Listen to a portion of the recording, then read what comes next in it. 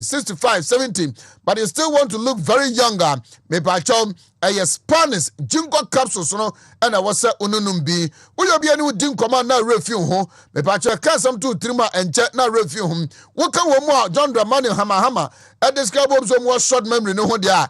Me pacho and pay with a Spanish jingo capsules and I obanum na wa you who every that description mum. Sanso soon a bet me a boama mojano at me afro ne san funde sande woni paduane mu na yes what my very active about fighter wrinkles ningina mu no 0266 114111 and no and I will fra Nray won sabet me akabi herbal shop na ben wo no license chemical shop no pharmaceutical shop ni titirum uram awo asokwa Millennium Plaza honoma akonia sub pharmacy Nray nyina ubenya bi honnom ato na oso ohe se obetimi ade ho afiri sa anyare no ma memfa nkui mam na nyanku keke mema nkunum dro ana mesade ama 2-in-1 classic ointment no se sa ana man for friend no nku a wetimi de srasra ne mo de srasra no na edi dwumaso bi de ma titiru ema na pimples hamo no me pacho foot rot mema na monantama prompro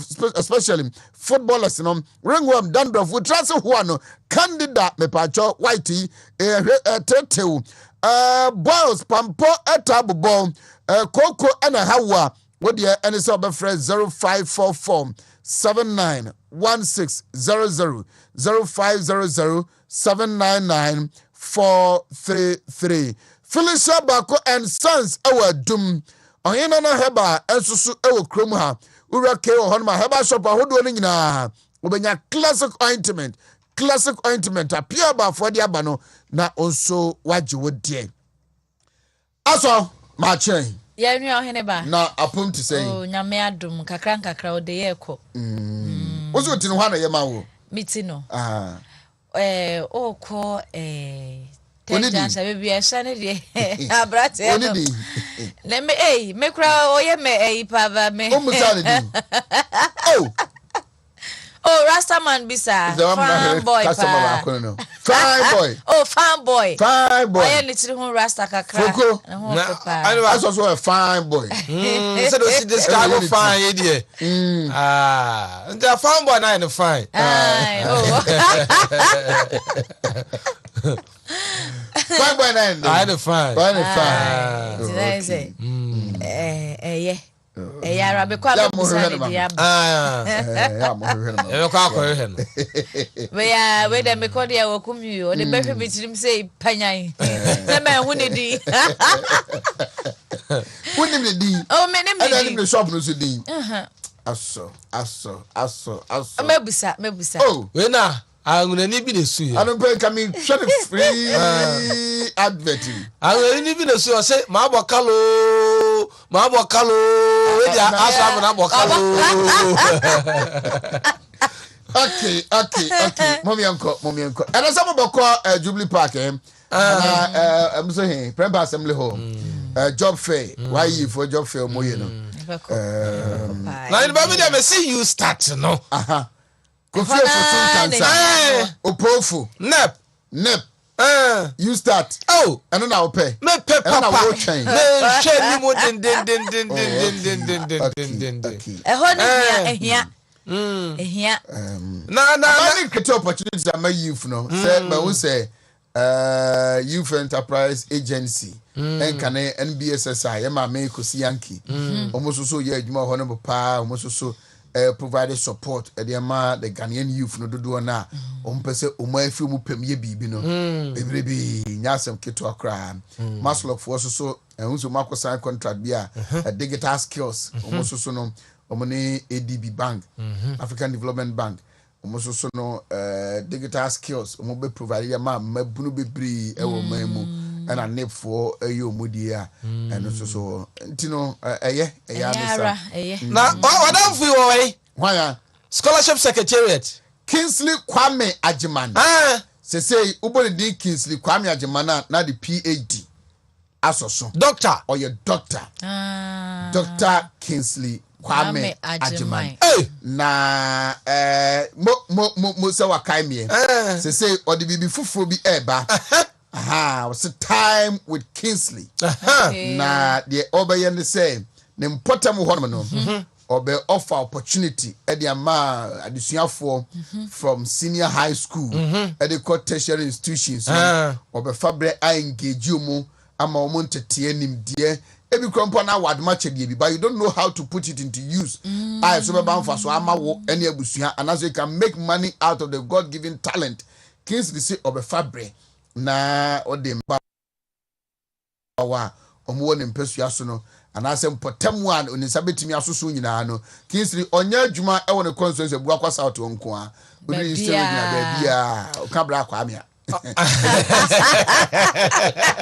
Kingsley Ajima some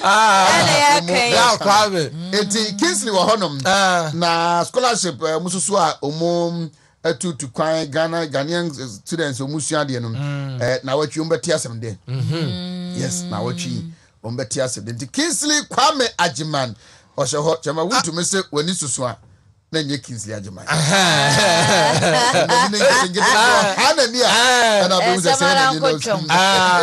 na ayeba na nkasa ma me onfa me kan PS no oh okay onfa me kan Kingsley P o onfa me kan no onfa me kan adentra mi hia no pa mi hia no ono dia ukwa ni P abeya adwuma o beye adwuma o obeye mi hia no pa hineba okay enti me do be ka ho ye be ko up to no I never more thank you. Cool up till no be ka ho. You see, he's a man of many parts. Why the man be in nipa nim. Production team bi wo honum. For Lucky Media. Okay. Na 2020 no say o see the year campaign. Ema MPP na na adu na nya asem kitwa. Na ye bo advert bi wo hanum. Good. I say who is to say a visionary leader.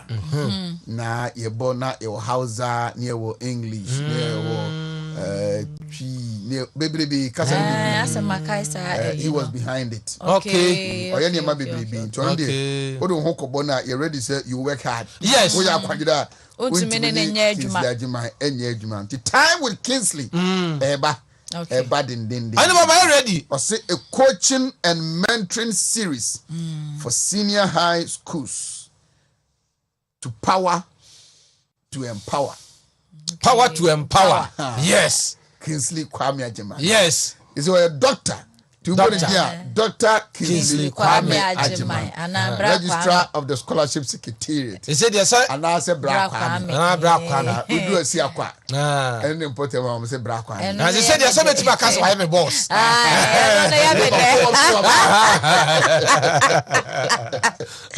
Someone is a hotel to Sakuntano. Minimum free the Minister Akunta. And yes, one in your free gake. Hotel to Akuntano. Ayo. Hotel to Akuntano. Okay. And I'm shining water. I said, just a shining water. Not someone get the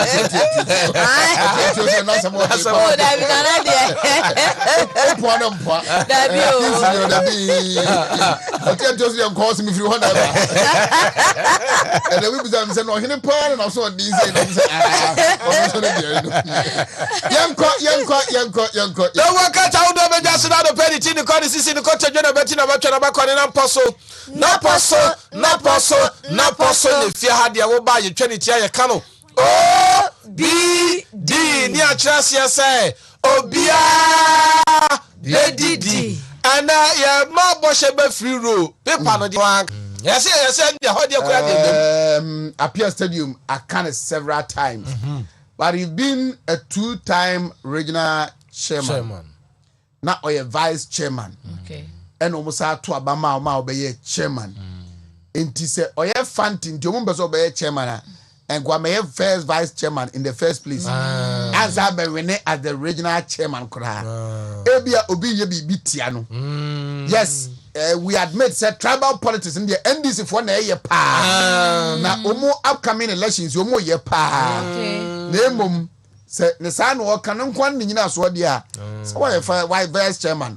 Or by a regional chairman and now the first person on the picture row no is a friend a brother menka father kranka ho the friend Enoch Amwakunsia ono na eda honom no he is everything to me. Okay. Ono nti na to be kra man for say me yen this ni. He was my friend. Yes. He is my friend. Yes. He was my brother. Yes. He is my brother. Yes. And he will continue to be my friend and brother. Sir, and to me, ma, Enoch Amwakunsia. Yes, sir. Only the Nadrian He is political the former Ashanti Regional Security Liaison Officer. Yes, yes, When yes. another me can say I shanty.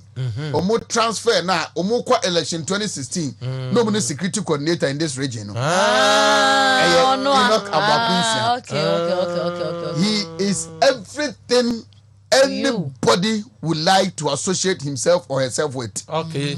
Enoch Amwakunsia. Okay. Na onfana sante semu niagro. Okay. That is how come I got closer to him. I say Asante. Ono any era KT TK Brima. Yeah. Wanya ni baby kom. Yeah. And this fwa edru asante sema omdo mandis ne tenchen. Yeah. Onfa asante niagro. Enya asem kitu akra. Enti Enoch Amwakunsia no baby obia no pay me chia no and I'm grateful say Oman ho kwa na me be ye ni nua me be ye na danfo me be ye everything to him. The one thing na ho no.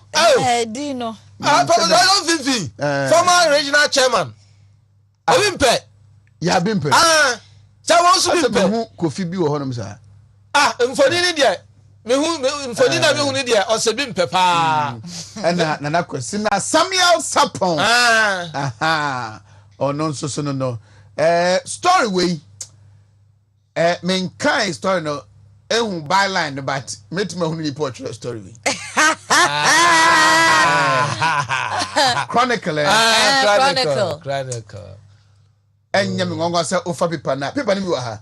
Enya mo say ofa paper na senior Sebastian Freku. And a true story. There are some senior journalists who come on writers no who caption especially Joe Ward Jr. Before Daily Guide now story for Ashanti region ha caption nko am hu say Joe Ward tree. Tama na Isa so ho no. Isa Adabuga. Adabuga. Isa Redwan. Redwan. Na the prof di dia. What kind Morgan Usu? Morgan. I said didn't get here to the crew. Asamba ko chiro ye. Asabo. Usu. And there is this another controversial man on also not trema I think Kumasi mail tamana Mr. Kwakwa ewo honom na. Ira Jonas Kwakwa prof ose Kwame. On also hard ni papa.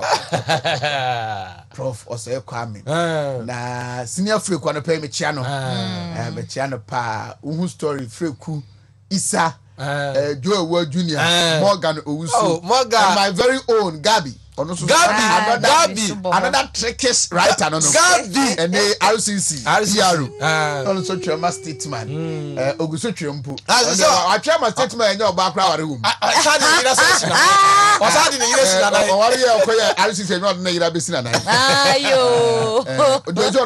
On practice family and friends.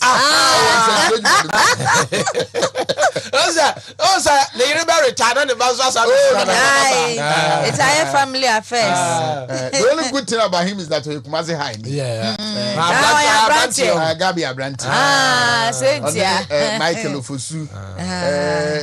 Michael Abranti. Okay. Michael mate ne Collins Usamanka. Hey. Honorable Collins Abranti. Yeah, Sir Randy. More something in common. House two. House prefect. I never. Tribal politics rocks NDC. Ashanti chair says hate campaign being waged against him because he is a fanti. And that because he's a fine gentleman. A fine gentleman. He cannot take it away from him. He has a good heart. Be just that the one when ya is why NDC. That's why NDC na enye name why NDC na ha na to da omusuban ni bi na eti yanko.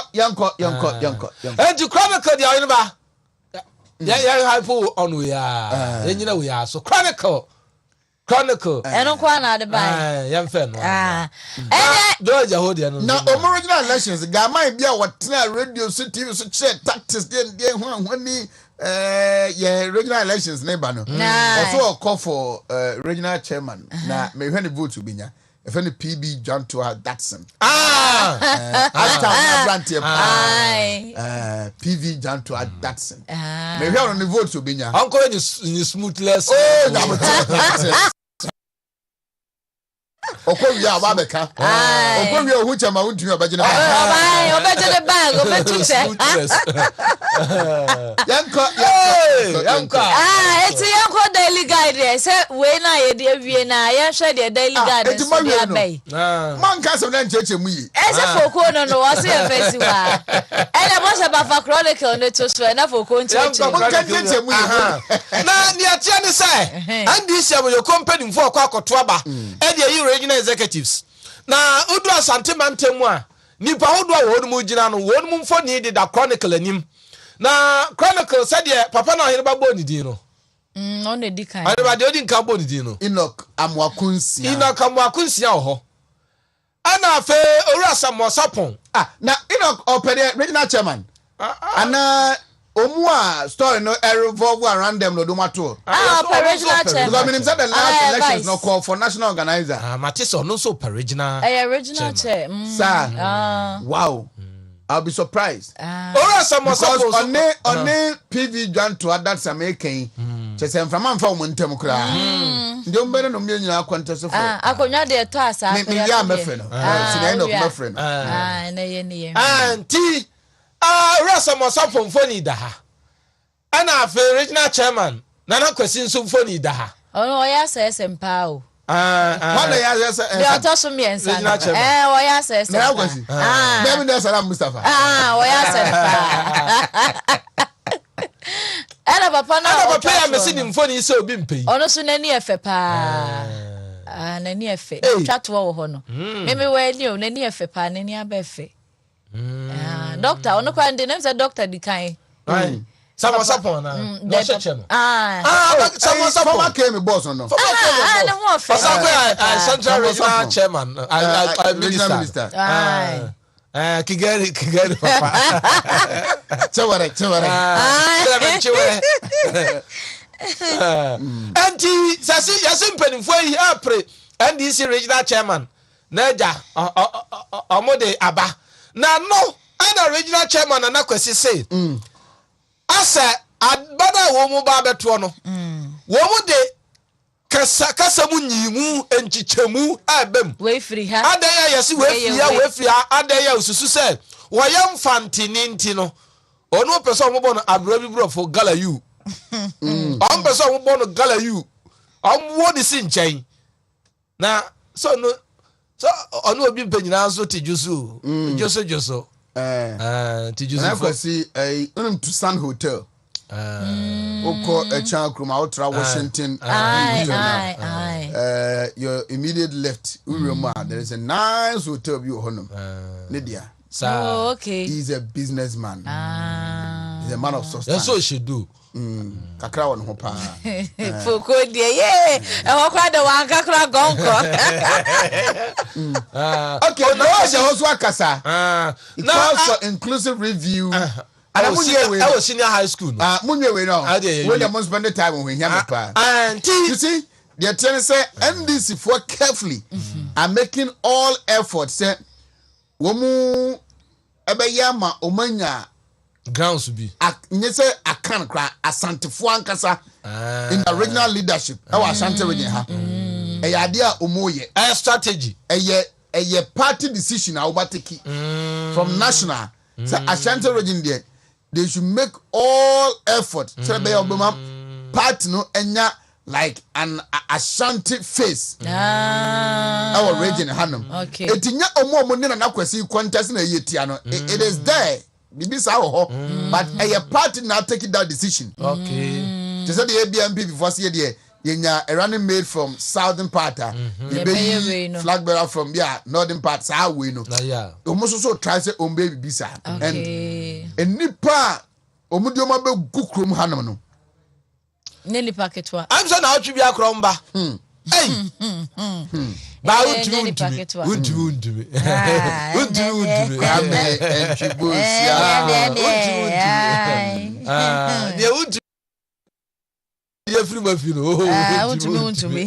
Wontumi. That's why I feel cry na ebi mo hye chire. Wontumi. Ya ti ni nyina. Ya mu ni nyina. Oza akobi bode nyum sa o. Yes isi ya so. Si ya ti ni nyina. Enti yankoi. Anti orodo aja ho said de na anybody nka boss wa kire no. Wo say free senior high school no.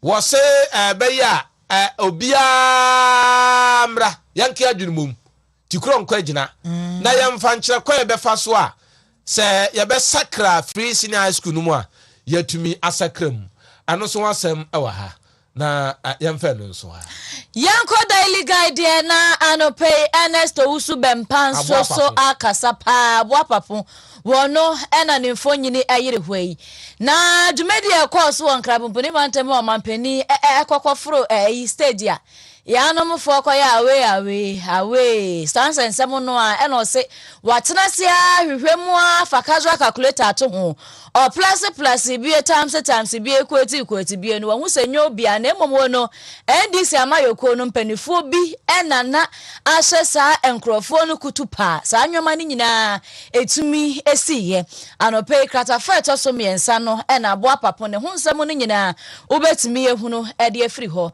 na ma Georgina so enfo nyine da hwe no my photo samfo ni monyafo Ken ofori ata Mr White anope ni nyina I am a phone sensam no a enrada ena mpanifo ba bedru ye anope krata na kyeresa no baba ye ne guso a fantini beka se orekodo krata feto so nsia ena sansam ni nyina so enei ubetimi ahwe bi ede afiri na electoral commission ba no dani ma me Jane Mensa so ena no pe wakasei wose abato no de betu na emomo cast ne de eyomo ma qualify enu nti na ne ye de Ghana card ya ba obi nyamfie ndu wotwe a onkuta bi enti ye kwosoro ba fam kra Ghana card ne de no an ye de betu esanso obi okuta bibia ne hu so nsa brobe so betumi ato aba wo man mu etimi amana yeye eno sookrata fa to so nsia kro no a na ye mampani abede eche Dr. Mahmood Bawumia Mr. Digital Man so enu okopie mu e won fifini mantem mu na eno na ode atojo a wo che mu se ba ne mpuntudwuma pa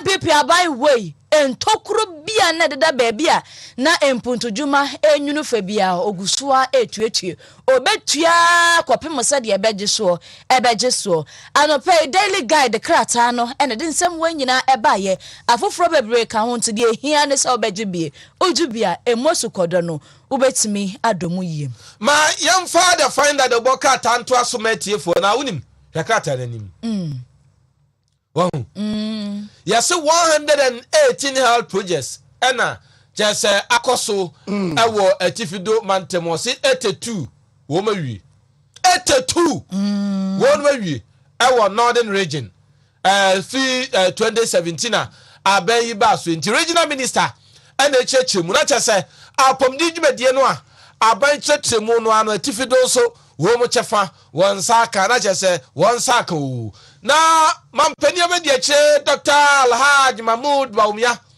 na na sam da ha on say ni mfoni na da ho no enfinfi mantem enu ade akoye no sino hydro akwana chese abaya yi na de dem shire you know was say 22 kilometer sino hydro Cape Coast inner city roads na say Dr. Alhaj Mahmood Bawumia vice president enu a ta mbie kwan maniema koso anu asem ho ana ITI they say parliament approve fear and no betimi dey access information say bi as na atran bi anasa so bi open information bi dey efi wono mo a sika wo betua na won me release information no e dey ama wo no anu wasem e da hanum sei aninti wonum so e wono pa e adwuma and International Monetary Fund IMF Mame Kristalina Georgieva so mwaba woma bedu yama wonuma kwa bo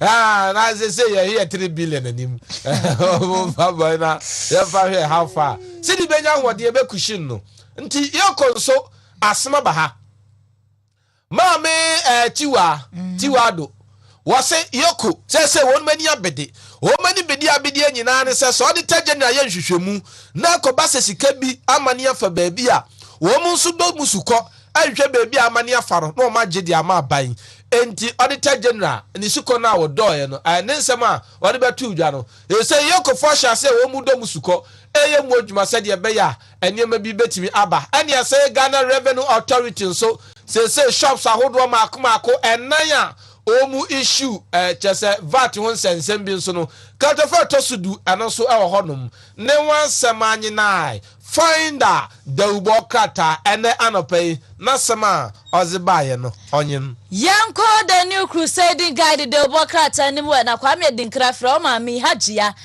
sanse hajia wakasa papa na emso hene ba ebedi nkomo na wie na odi nkomo ni wie a yesi masloko hajia conditions bi a wodi egu apono so no ama masloko no chese aso abase dotwom ama yakasa results wa omonye bi papa etiano pay eno no de no ene bia ase hono no ena afi amai ahodo nso mpanifo na ehiem wo so hono no na eno ena ma me trese ekwan a enkrofon mu bi enam kuntunu kwase edunu bone ebowure mu omai Ghana mu no mpanifo gusua enkita den ekohunku den pa ama sa ma no yetuase Mami nim komo we emra Dr. Divine Banyubala.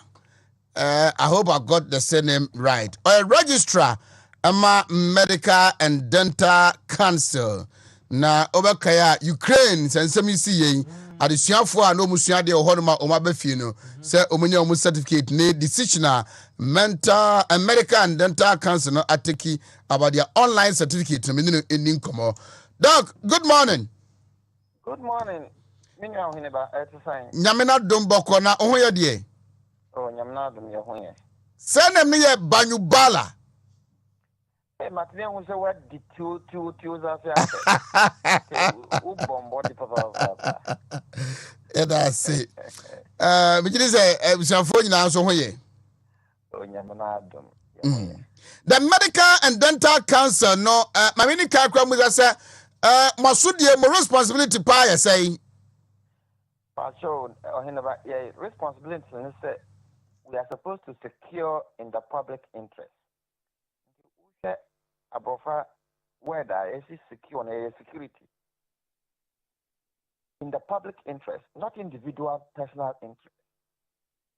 The highest standard, and high or higher, the highest standards in training and practice of medicine and dentistry in Ghana. Now, Usha in some AC or Ukraine, unfortunate as it is, tragic as it is, Eka Yankrofa Nanka Omusha Adi El Honomo. Now, so this is you, Usha, and medical and dental students, but no, none. No omu war Ukraine. That young one, and him say they need doctors and dentists at also. We start engagements amongst ourselves under the leadership of the government. To ensure the help we can give. And notice I is made by yes, we are advising those who did not take advantage of opportunity via this government has shown leadership, the state of Ghana has shown leadership and given to them because so those of them who wish to continue their training program in Ghana in accordance with standards, then we will do a pre-placement assessment. Now you ask me where your knowledge and your skills are. Did you one? Or okay. Now, some of them didn't take advantage of this, which is okay. Online training no, not an approved, acceptable professional way of training doctors and dentists anywhere in the world. You can say. The notice no is it shows our commitment as a professional regulator no, to upholding the professional standards in training, which is a core mandate in a kind. Given that online training is not an acceptable training professional standard that we know of in the world at this point in time, we are alive to our duty, our statutory duty of protecting the public health, safety, and well-being of all persons in Ghana and humanity in general. And that's when we train you, we are not training you for only Ghana. Tomorrow you will be in China, the next day you may be the doctor in charge in US or Canada. So we train you for humanity. Now, we are saying that SEMO and all the other stakeholders, media in particular, and true, you will encourage and support statutory agencies that are committed to upholding and defining standards to be encouraged and supported to do so. Remember progress. Abba or Mayimo. Okay. Say no more and she shall be an asset on near be a money almost south on ebedi na omotima meeti mo standards no and answer it is up to them to find a way that they will meet me a shamo baby a more woman. Well, me can say a university has a responsibility to deliver the desired education to somebody that he has a contract with, which is a student. Okay.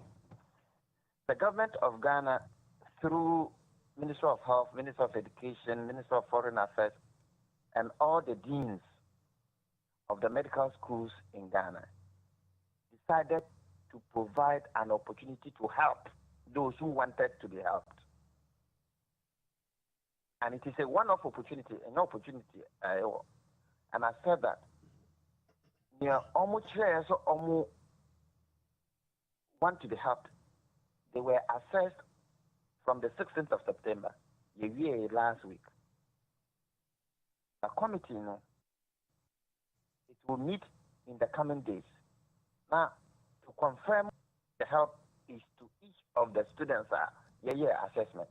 The whatever the reason is, we are only advising them that online model is not an acceptable professional standard anywhere in the world.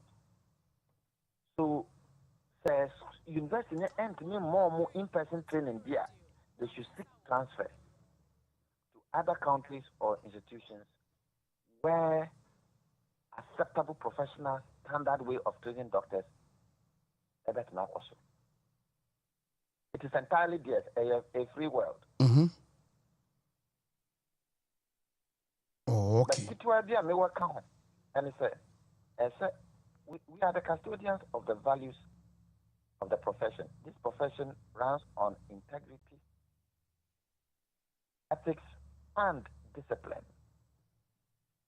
Now, as I say, young people, our young people, so if somebody offers you help, even help no grandpa, there's value in saying medase.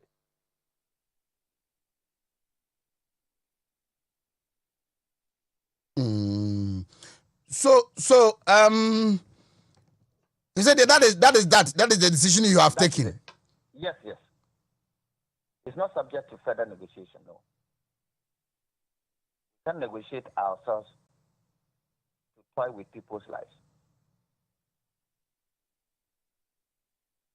Mami Musa we say a day na a man yes you have taken that decision because I'm for because we are moving to a digital space. And you be no a lot of engagement. No, I abe for kwan so addition ni ma bebre no ntino. E de ntina ema for wenku ade yentumi anye no ntum sa. Make sure you get but I'll try to explain. Confusion. Medicine is first a science and then an art. It's at the forefront of scientific advancement, innovation, and technology. But there is a standard way of conducting a scientific experiment. You don't go sitting somewhere and say experiment is going on. Somebody has to put a space shuttle together. He doesn't walk around and say he's putting it together on TV, looking through internet. We're talking about human life that there's only one chance. Sure. What is the most valuable thing on earth here?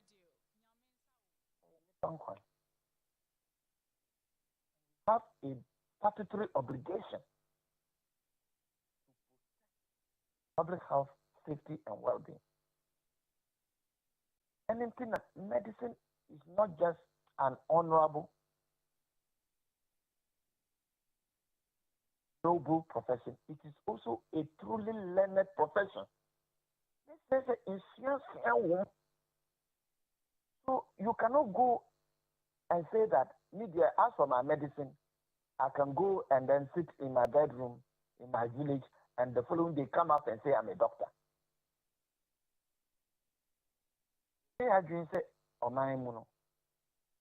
Oh, you can negotiate. I know this one. Oh, I can go and talk this and that.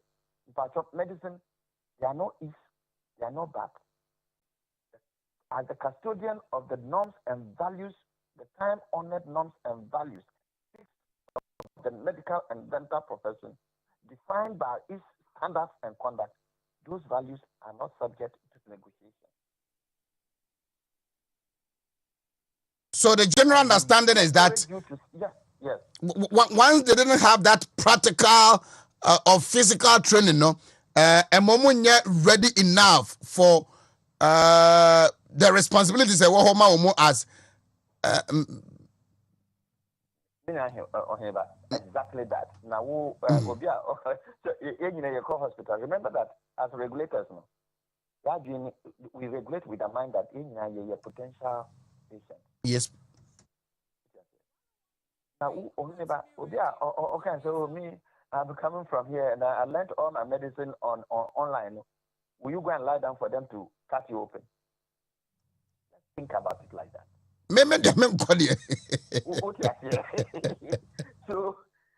So if we didn't issue this caution, the people of Ghana should hold us responsible, because then it means that we were failing them in our public responsibility of upholding the highest standards in the training and practice of medicine. Thankfully, we have been alive to our duties, and we have done one encouragement, this support, and provided this opportunity to educate the public. Not only we say state institutions which are committed to doing the right thing should be encouraged and supported to be able to do that, so that our mother Ghana, our beloved country, can make the progress that is so much needs and deserves. Doc, I don't pay me Darcy. Bye-bye. Bye. Dr. Divine Banyubala, a registrar, medical and dental council. Asam no 80 awa. Oma sam no say fuku. Nipa nkwan yemfa ni agro. Dabi. Eno akasa okoje ho ntete ya. Ozi misuano internet so. You should get the practical training no. Intino Oma semane no. Menili ebedi nkomo sesi a one of the students no more Ukraine or more just entity na ene Putin adawroma wadamfo owofa Putin for Putin ene omabatena fie a internet so no musuosu ade yi ena saa asem we atu mu no enti mamenhwe se yebetimi edi saa enkomo we na ya to so ewo ifia okay monye na mon connect ma meni Lee enkodi nkomo say how do they respond to this Lee Mache oh yeah Yamina Domboko. How did you receive this communica a free medical and dental council whereby?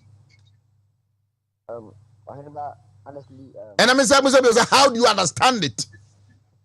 Okay, like your first question, it was a shock because we didn't expect this kind of release at this time, and my understanding of this release, like to me, sorry for my words, but I would say it is baseless.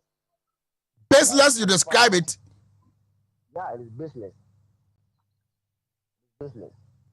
Reason being said, but see, you didn't accept medical students from Ukraine because online. We all know say medical students doing online, it is not their doing, or it is not like a system in Ukraine an online program. Medical system in Ukraine, it is solely offline. But this time, an emergency situation, and everywhere. So the catcher may say because of the cost of the students, you will not accept them. But let's be fair. Like if it is not business, then I don't know any other way that I would describe this release because you see. Lee, I understand your position. Enya medical and dental cancer no so na aye enya obia na aye de betima ka so na aye no Putin na emom de tie say do you think say online me say bia studies or whatever munya aye no replace sanka mote lecture hall ne eche made no de nka mu benya the understanding the quality of training mu benya no do you think you have it to deal with human lives? Okay, I remember I'm not saying say like comparing the online to offline media it's the same though, but I remember let's all be fair. Like Obia here offline 5 years, okay, that 1 year now can like over here online. I telling you say all the 5 years now in offline, no, like you see ancient one okay, Obia here 4 years offline, and now a few months online this year. Which in the only child, the person will go back. Okay, and so why do you release such letter to a situation that ever ended? This war will not take, I don't know, but wait, it will take 2 years. And then let's now release, say now you will not accept them, no. Then another a few months ago, yeah. Like I trying to tell me that because in the context I think this year should be that time, not everyone was seen here already. That's almost final year. And now on be read online. So by telling me say you know the 5.5 years you now work on offline you now like online now available. Format still accepting. You see, you have just 1 minute remaining. And they will go back and compete offline. So why release such letter? When you know, say they'll go back, obviously. They'll go back. Even okay. Lee, you can't tell some answer from why? Na you know to uncommon so na me Lee back me musa say almost suggestion they say what are they putting on the table? Where do they want to meet the medical and dental cancer? No, nah, because Assamino are very sensitive, very, very, very sensitive. They have a case, and the medical and dental cancer has a very, very, very, very good reason. Median Camino Moyagini. Foko. Aha. When I call something na any tough about say. Entertain no mojino. Nipa nkwa. Eno mo de bebo ho ban. Nipa nkwa no. yɛmfa ni agorɔ. You don't have two lives. When you lose it, that's all. Enti yes, Ukraine whatever esi. Nenso so no se ombeka so magentete no online. Enti yen clear mo meye adwuma even nipa nkwa media agorɔ de debi. Kira so kyerɛ sɛ entity na ebe mfie num. 4 years ni na omo te class mo no mosua de a. Entokwa ibe aye be bo so me nine pe eno maye no online. Enti de bia de so mo hunu bia bia omo hu. Enti no enka yan consider o mana aye ba omu nyina o point and say medical and dental cancer yi omu hyehyɛ da ho en hyehyɛ do se de wo kanipa nkwa yemfa nto asane yemu nti omu san hyehyɛ ɛyɛ no yerekete se chinchira gye so tena classroom ba aye ba omadi suanum gidi se bi akenkan ye ni nyina na lab adwuma entie bi ameka say lab adwuma practical work no wo mawie ni nyina enti enka say ya covid ba ya niema mu asesa meetings kura say ye no online niema niema enka ebia de aka ne ye chese emonfa so say ofifa niema ni kakra we boja ye bi eno mbeboja ye ana wo chese wo mbesa ko back enti ene aderem so bia wo point nemum o se wo mu nyina dwene ba bankrom na ba besi bia bi no be mante ase bia den eti ya ye adwuma wo mu ntam ti ano no mom ana ohene ba wo se o mu nyina adwen ekọ bankrom ma me hwese mo connect bi ba na fokwa wa de wa ye enya hwe mo connect ma me hwese na isi de kwa me ka me Lee. Yes, sir. Great. So I was asking, sir, no, what do you think money medical and dental cancer ne beye na dia wase omoye mamo no omotima ya mamo? Okay, you see, this medical students now come once no. About 95% of them are more Ghana. They are going through clinicals. Clinicals. And it's not as if they're more online as aqua. Most of them are into hospitals. If you are rage, if you are Kolebu, if you are Cape Coast, if you are different hospitals in Ghana, go through practical lessons. And they say it's solely online or more. And moreover, abandon the insurance by say or Bonanka will integrate those who are willing to continue that stay in Ghana here into medical schools. Okay. And me, what I will say is the government brought a good point, a good suggestion. But it's like the Ghana Medical and Dental Council is trying to sabotage the process. You think so? Yes, because initially, Abaneka said, or integrating medical students, one exceptions. Okay, because whereas this it's an emergency situation number, and a manifest or resolve of students who are stranded.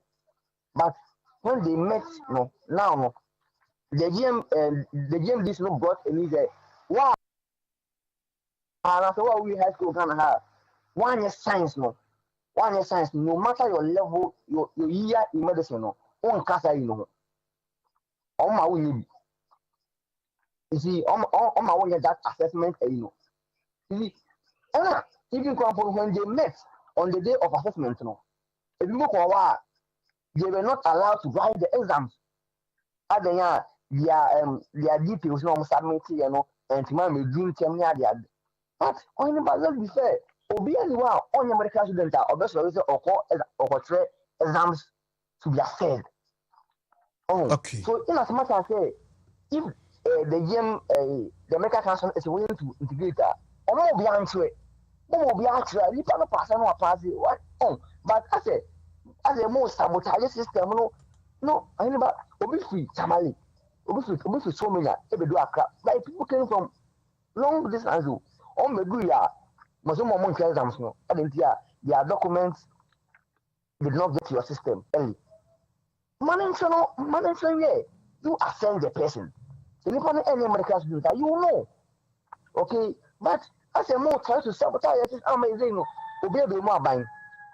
Most of the students are blaming the government, but it's not the case because the Ministry of Foreign Affairs, the Minister of Education, Minister of Health, and that ain't a friend more taking in charge. I said, Mom, you are changing things because that was not the initial plan of the process. Ultimately, I'm saying, Obi a home economics of Ghana. Ghana had the unqualified to be a medical student too, no doubt.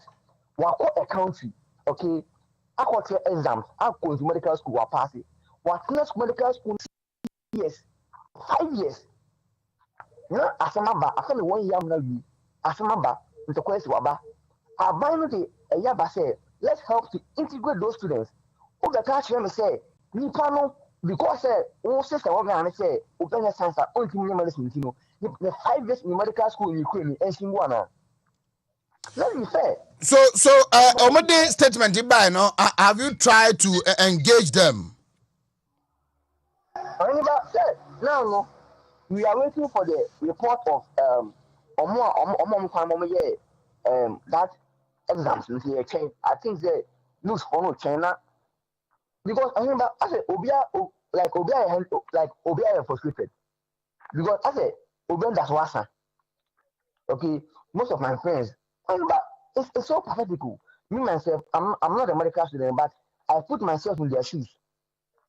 Okay, and also will be asking, Charlie, you didn't hear you. And we have to talk so that like if the government will go back, the Minister of Education, the Minister of Foreign Affairs to go back and sit with the Ghana Medical Council and tell them say no. Because you are a body under the government. Okay. Oh, but it's so sad, all right. My main phones here. Now, we will continue this sometime, someday. Why? Okay. Lee, no, he was also a Ghanaian student now over Ukraine. And now for Putin, other romantic when you know about Aso. Go put the summer pool. Why in a bahe? For community. The elite can students know points. And penny force on some more can almost 4 points. It's a was so much more boss, no money penny for point 2. Sanity. Because microphobia, a more system, ni more matna classroom from crankle to crackray. And so a battlefield so by Yajma was so a map parabema code. I was so war panier or panier where any pound quania can was him to see I know. And say and to Boasen was a students ninya. No money penny for dinko moko drew baby, as I said, some penny for Canada. A toss mupa, ni pound quadie. Sebi, ya fan to chacha. It's the periphone can a womb to a motor boase. No money pedifone nim commonanti asieno, and yajuma. Meda say, Foko, bye bye, Menuary. A higher Wontumi 101.3. A higher Wontumi TV. Wontumi TV on Facebook. Maybe you're funny, but Umbatrasia, Metro Semyama Omo Nafi. For going to the Wapazo Kanoko, Shamuch, Kacho Zuma Kamau. Na Yadisa and Komono Enina. And Sana, Yasharij Medius.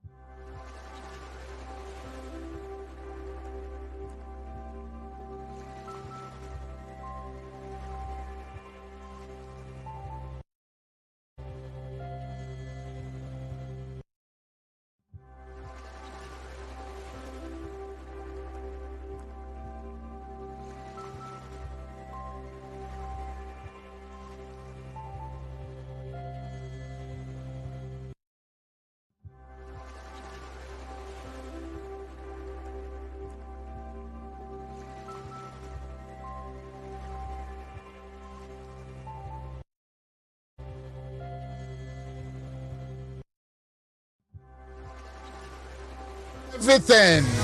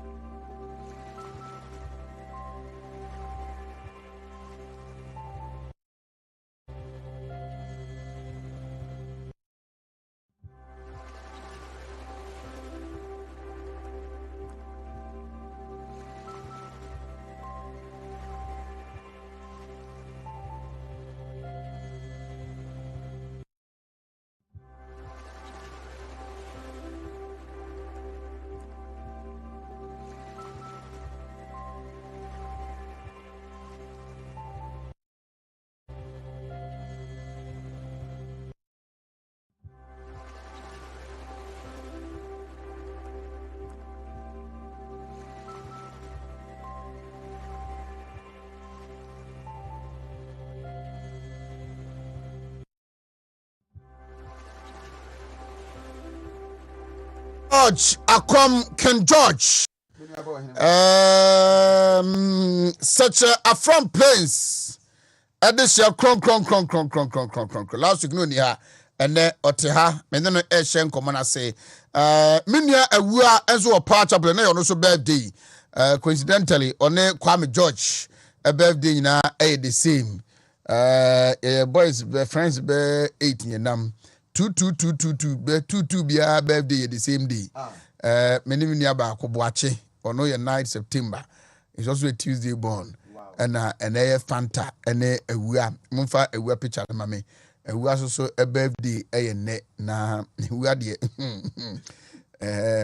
na braba obana sasi no no a lotto forecaster and power chapun to wasachira na when you be did to what when you be or Uber driver when you be did to what lotto no usiana first not on home appliance and we jai kucha lotto and it's your more laundry big kakra it's Uber driver nti ewua no or my schoolmate good one nti bro he's a very good man na de bi de meka ntimi kofi ne nti ende be de aso ho no ma onamfo bebrebe ma na doso nti ewua so happy birthday to you.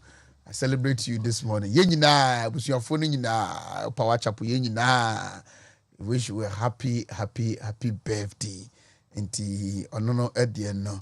And we saw a couple of birthday wishes be me no be na my year and so account. Akom minia mache minia mejoso apom nyame dia che last week yan share very correct bibia fine yetia ye na echi kakra nso me koya minya kwanya na otwetwe nkomo yes man share na aja mafeel nti nya kwanya edi nkomo wo phone so nti meka se na me wa ha in spirit double so to say oh and you know fi me communities ni nyina ye kama me ncha me party mpanifo wo ho me mom nyina acha no pe yo mo agibra asabi yo mo hwe adwumadi den group ye bikro mo bie community information center na tum na chairmanwontumi afidi kase ye dam yo na obi a etie ti mema such a fan plans fo nyina achi made share wo ho abusuafo no ne yenuanu mo ho nyina mpanifo wo ho mahemfo akase wo ho nyina me che wo mo di krofo me chia wo mo me mfa nchia so nkoma na nada nkwadwe bisan ona ye drobon so hini oba hima o kan ho ababa waso no na me nko anyofi nkochia na natin kakabo the second ona oba hima fu usu a so me chia wo mo na me nchia be ma ya said be am je no very man me nua ma woman hene chamfo champon ono so ya wura so hini ono so babunu pa na me chia wa no pe me nchia papa ba ko Anthony Amisa ono na ye me digital man mekane ye woye de mame mechia no na asene for abusua panyin na tachi so se wo chia pa chine so hoye nti me ka se bibia e fine message so wo chia wo this melody nti apel me shak ni free ye hwe kwan so be ba ya party mpanifo nyina right from the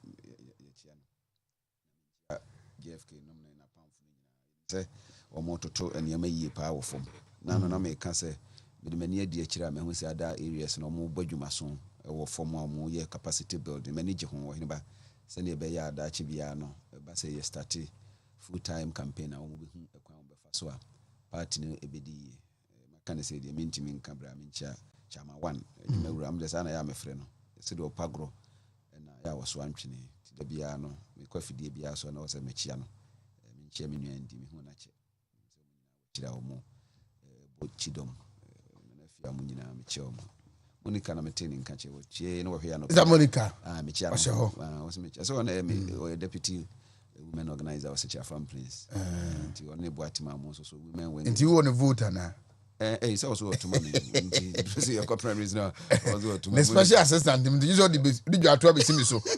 oh matia me so Monica dey so dey me nua ba prekope I drew high in the be nti oyini ba meka say ya nse de nyame asim so so ho ye nyame na dom ma me nche crew ni nyina mo badwuma so pa no ma nya kwanya ma ba na me team dendende na program no de na kwam mo bo wa baso so mfanye fans sa akwa wo maza asede nya media anopa me pese me no shas ye ona digital man every the medical and dental council Omone Ukraine students yi asem no hona abosha basa ma me statement na me read through ni nyina na afi memra ho me pick your thoughts on this na Dr. Samuel Free mu enso ba betranse na yedimu enkomo.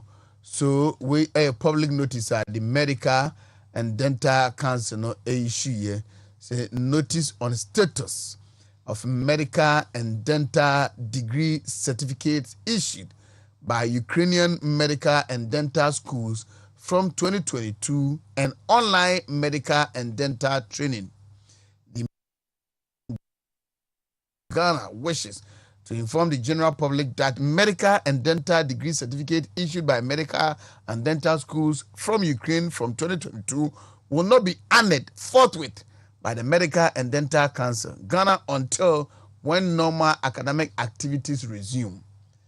Council advises students who are currently studying medicine or dentistry in Ukraine and who have not taken advantage of the one-off opportunity to continue their training here in Ghana to seek transfer to other accredited medical or dental schools in other countries for the completion of their programs. In addition, Council's attention has been drawn to information that some students are undergoing online medical and dental training being organized by schools in Ukraine, China, and some other countries. For the avoidance of doubt, Council categorically states that online medical or dental training done in any part of the world is short of acceptable professional training standards and is not recognized by the Medical and Dental Council Ghana. In the light of above, the Medical and Dental Council Ghana will not honor any medical or dental degree certificates issued at the end of any online medical or dental training. Please be guided accordingly. Mene registered in Komo. Na se no tofa bo nyina ne say entete na omo gino enipa nkwa eho dwuma eno mo beye enti we de abefo bremu ne we nanso we de nya online sem kokot na classroom ho ne nkire wade ne nya entete na se omufi se ebe meti omo standards obuso be kasa we are moving into the digital world enti nka we de ka fahin and then bishia akom oyinba mona mo digital minds me dasi na min share bi na min share for na tie for we de nya de foforo meka say afi na eba we hwe na say ya June 18 2022 ya Nigeria for the similar statement by with regard to omo additional for omo ye medicine dentistry or amaya hodo especially Ukraine say omo so sa nhihye ya ye kan no no an omo so ebedi so taking a perspective from online education and teaching said there there's a paradigm shift in the teaching of programs, especially when you look at the pedagogy. Now offer online education nipa bebre with different views about said the addition for no kwa nimdia ye hwehwe no monsa be kan na say omonsa enka ni nyina. The aspect here ya na hadwene kese no the levels were the online education digiman is good, but not all levels and not all programs. Say programs we have the requirement of the program no here some aspect of theory and aspect of practice. And say offer program meet is a medicine say we can wasmia o hini be no yemfa ade bia niagro e wonipa enkwa ho because e ba say e bia ade bia also ye no practicals na ukoye e bia mfoni so through simulation physical no simulation they are two different things, especially when it comes to say nipa woda ho bikra obi ha hunu afidie so a say ni oso ni mu a ka obeye no eno no nko. But moving forward the training of medical officers there are more requirements and are standard. And in Tikrana in 2000, Yashasi I introduced what was known as biannual examination for Omomakoji edition or Miyahudu or foreign countries. No, and hereby and another the purpose in Yans, you bet test requisite knowledge and skills to say, or Hiniba Koji entity or Manonina requirement ya winya, no. And in addition, Sebi or Debano and Ghana de Ebefa. Now, woman quite say when you nipa juma as a medical doctor obetimi aye. To the other side, we had in 2019 there was examination be conducted or anybody to your surprise in about 225 woman on entity or amanonino. Out of that, mube 157 failure. Omoba ofrem amanane and so high the gua kwemu say omumra meye no omu failure. Teenagers and kebia sanshi any niwa and kayen omu nimdia omuyede omu. But moving into more advanced form of teaching, especially said you're working, they say online, it has taken a different form. Miniam baby or Ashtown. Or so more for pa. Oh, when him say what time now so many now until Casa. oh, sir. And I see when you I see when I microphone. I mean, just say a microphone. Sir, make us sudden be our time name Yoko. Okay, Timingum Kaka. And if it's true to know what I got you. I chiawa, Jamedasi. I shall crown or Jinchasa. I do a chiawa, Matia, no Pijanisa. Sir, what to do, Hana? Otons you.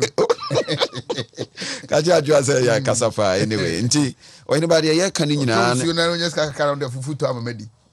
But the first of the foot. Nasa no money mobra. I didn't ya. I don't know Babaji you be a brabosa. Ajua, Safi de Oti and Kame Dasi, say, also so about program, Kama. Anybody, Nina Ejina say, Yabayan Shishaya, and Disuan or Mukushan, Mubaha, Umbetimi, a Bababua, na Oman Yakoyen. Name can about technology, any education, says he say no. A honor might be brave, afar, ye Hesse Nipadu be access. Access in the Sebianco, Momunya Quenya Kran, Quabrich, and then will be at meet na ha, it miss dear. But it is becoming more sophisticated. Or acquire a faso a chadian because sometimes neno your basi is shared through this online or do visual normally other interactive platforms any simulations I would wear nama at the children different from times ya maybe over here maybe a voice in kwana sebia testing kwana na ye disua de na the artificial intelligence near the adinina day ashishim. But when it comes to medicine, said the year come once a me or anybody medicine the nyadia ye didi agro say e bia wakotena ba bia kenkan krofo ho niema ani ade ade ntibia wonim say obi yare abetimi asane yade eni ntikura na mfie dodo a ye de tete wo mo no ye hyeda atwim se ne be ya obetimi asua bibia and do fast say the abeya other countries because of the covid no bae and in the Ukraine cry in no mo ho na o ntimi sua de no a eno na ama ahye the council no say o momra bonti no mo mekan to ho na omo ade omo ani a kire se bia da chi bi omo beba be doctors and say dentists wo Ghana ha no kwan ye fa so tete omo beba no na omo meet the standards a ye wo ha enti wo hwe the various teaching ahodo a ya yenu no ha omo programs omo ye na research based and ye oti ha na se wo sua de kra emfa wo ha obi anya de ema but ibinum tete se de ye ka ho asemi de ebi a wo behwe kra na wo se bia mokọ na mokọ ye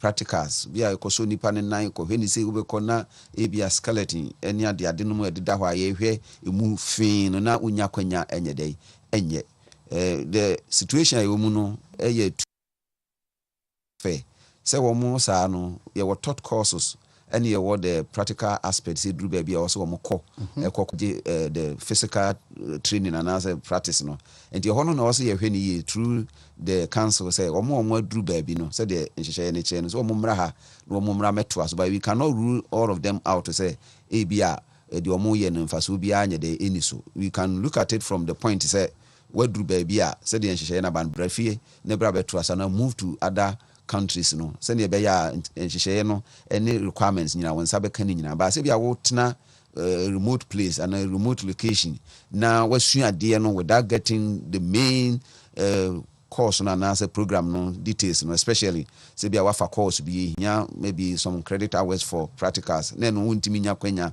na bia ye be twafa so saa na obi wi ni ama ho certificate dia me feel say saa no de MY yankasa as a country nkrofo bebre o different opinions about say bia omo no esua de no omo equipment kra na so omo adesua no na me kenkan bi wo some comments say free nkrofo bi ho ba so even kra omo ye no online omo training ye far better than the wo ha as a country but said the American say this dia ani obi a betena fie na yetimi aye ne yepe entina bia no profession bia won requirements no there were times even kra university na wo mo akwa purely online programs no ye mo makwanya emomo enchirade because as part of requirement no also wotimi nya kwanya na some aspect bi wo ha wotimi nya no practical so that wo back classroom se bia de kire kwa na wo be kire a wo betimi ehu se e bia wanya nimdia ye de kire ndi we no se ne abai no ye de road map na to ho but ye be hwe se ye betimi interface and integrate omo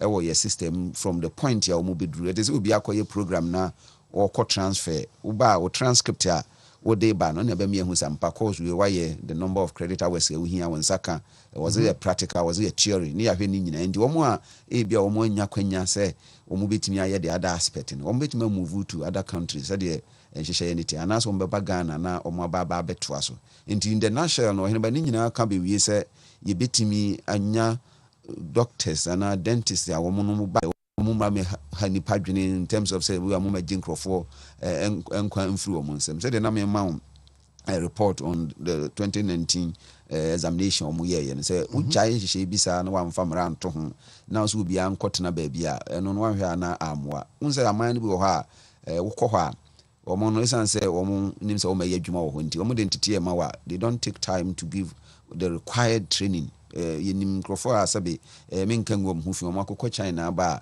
omo ba wo hwɛ sɛ ne omo ade kyerɛ ne omo enim die atia na sɛ ase omo kɔɛ no kra no omo ankɔyɛ hwɛ nti we ya ba no ma yɛ mfa no sɛ bia ye punish ye nua no omo hɔ situation ni nyina di dance ye pefe sisu sɛ sa Ukraine and Russian war no will impact on so many other areas enye economy nko wo hwɛ nua no ma ba 450 Ghanaians anu mo ha ye hwɛ sɛ nke be ma wo akwanya na ye do mo akwa other countries no a ze bi akotena ba bi no munya access to what they require to graduate there not just say the registrar can ye nyina no ye ta na chi ni ye but that said no as I said the other aspect of teaching no dey betimi akoso because we was synchronous lessons ya ebia chire ni bi e classroom ho chire by students ni no they can see it directly any interact any ne ye bibia kama said you gina classroom one ye asynchronous ebi no ha omo apon no na ye de bia videos no ne ade am and put together no aspect ye ka ho ye more of practice no eno ne also ye hwe se omo nsa beka ansa because omo de bawie bia the transcript wan ko ye practicals so ne che so say e bia we no online ti watimi abo obi pane obi a watimi akọ ye nipa bi mu hwehwemu na eni practical evidence ya eno no sa no hene ba ye gitum a emeye we aye kan say bi no be fi say emfa nipa ho me na adwo akoma say de be ya me make reference to her was bibie no ho a emfa nipa because examination was say the collapse of the nation is based on examination so say obi nyakwanya na say exams bi ba na yetimi massage no say won konko ya dachi ehunsunsan so no ebesa abaye ya because there have been several evidences a ekire say enimdia nipa benya no na ekire anamo omutu ndi we de ye behwe say ye mfa nkonko ye wo haw kese meto ma so nemum enhihye ye wo ho no na ye ni so obi awo ne how especially asemi ba ye me nuanu bi wo hokro mo ho a wo mo call other countries no omukronya access to their classrooms and say whatever me say me nkrofo na osenko omukọ China ba covid ne ba na wo mantima nkwa asabe omutifia omusua de but they have been a place and say an arrangement ya to say some time ombekọ ho akwa part of the program practically senior omunsa beka adesua no any nhihye ni nyina and this tells us that as a country we need to expand some of our medical facilities and our universities ahodo so that omo wo pepa omo pese omo wuram na omo be sua abi be doctors ne other health professionals omo benya akwanya enu ntikura na requirements ahodo a ohene ba ye di wuram no ye hwese ye man nye so strict with regard to say bia wan nye we wan because ye nuanu bi wo ha obi unse ne requirement wan ka onya kwanya enko any medical school but omo kodo ho a omo kokoye other remedial or other tests the gina kwanya e continue nyina ye kwan ye befa so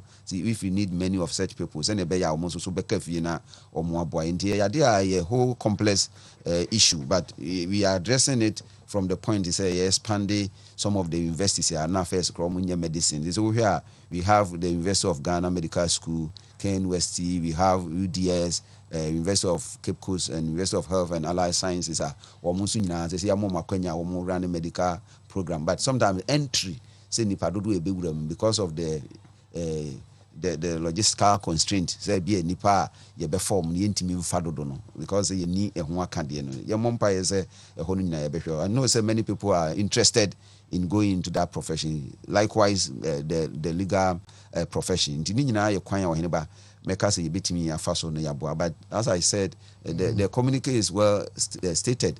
Nti se bia wo or how bi wo mu se bia de omde aba no be ya just follow the rules na ehwese won sabe ka me kra nda bia maka se wukusua de na de no wansua ne ye na wo ba na bia de wo se wo ye wontimi nya wo ankasa as an individual no emfata nkɔhye kokom enkoye te se de affairs ye nuanom bi call Nigeria onye mesi kra na wasem ye mesi wo de border ho Nigeria sansan no good na wo de bo na furu and wo de tare wo no se wo ye mesi ni as an individual no kra professionally we yes are nti this arrangement meka se council no dia ba no yemhwe na yentase ne se besepa ani koni haba. It is very simple na ye mane me kala balu na nkofa o how bia emfa emma o man nti oyini ba ubusa ya meka se we on course say ye betimi ayen hihye ya beboa mani panim dia ombenya dia beboa the medical profession no ebekonim say wo kai say those time ni wo Cuban trained doctors Cuba for no ye binu so ko ho any ade there were exchange programs ahodwa those times no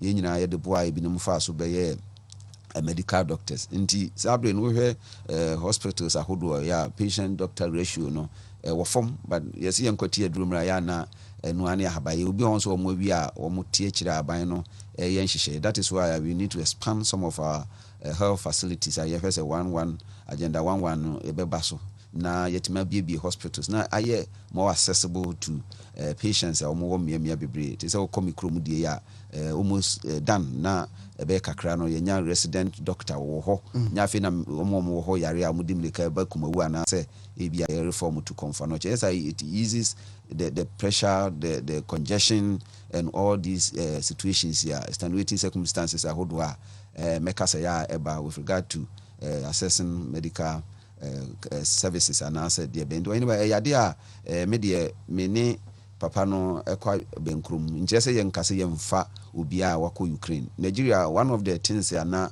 omude ane de omude ma no open statement say wo wako hobia from that time no omuma wakonya say wo ya bewie wo kra na aka be just 1 month no wawie nti omo sa no de omo fra omude wo hadwene kakraba we no exclusively ama the timelines and dates are omo ha omo je addition especially through online no omo betimi afa kwan foforo so na aboa wo nyina menim se omo so ebeti ase na say the deferment of the program no kra na omo be defer till time wa bia omo benya kwanya atoa so enya full the learning outcomes ahodwa ebeba ewo omo entity enu mana se omo addition nti we dey hia konfo ni hia yafo yenso so as a country no yen hwese ebeya de papa yem fa se bia asotwe bi ne yede mo because omo ba na de kuta wo mo nya de se meka se eye papa wa nkasa wo beje ayarhwe no wan hwe ya na ozoso wa hwere wo nkwa because we ni ni try and error bia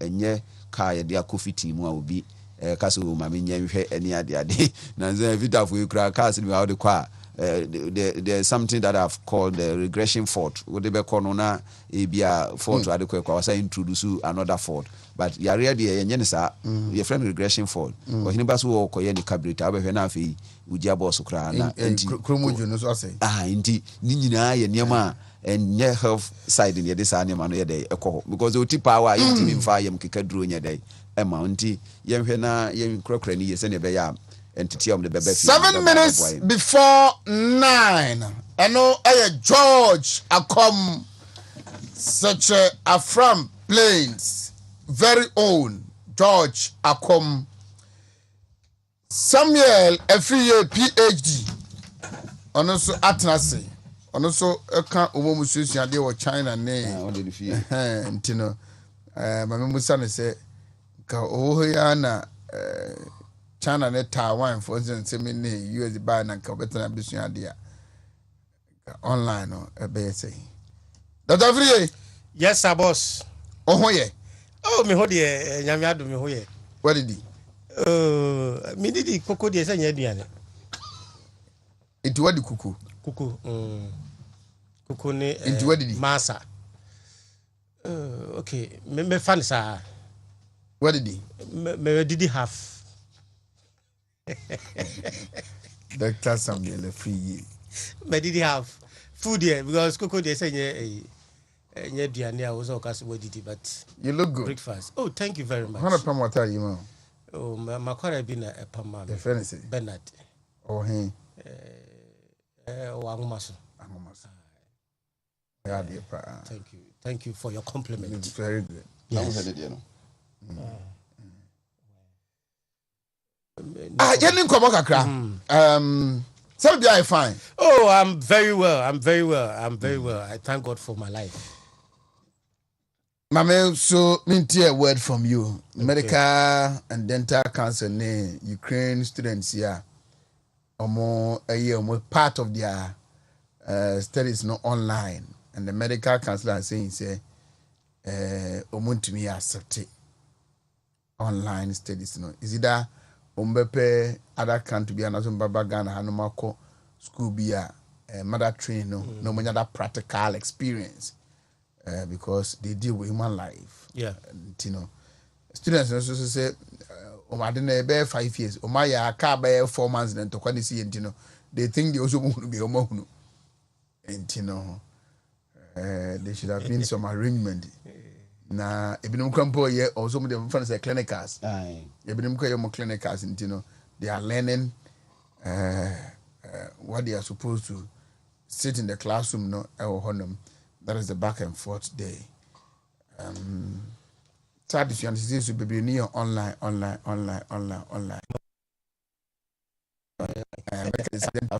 science and science internet. That's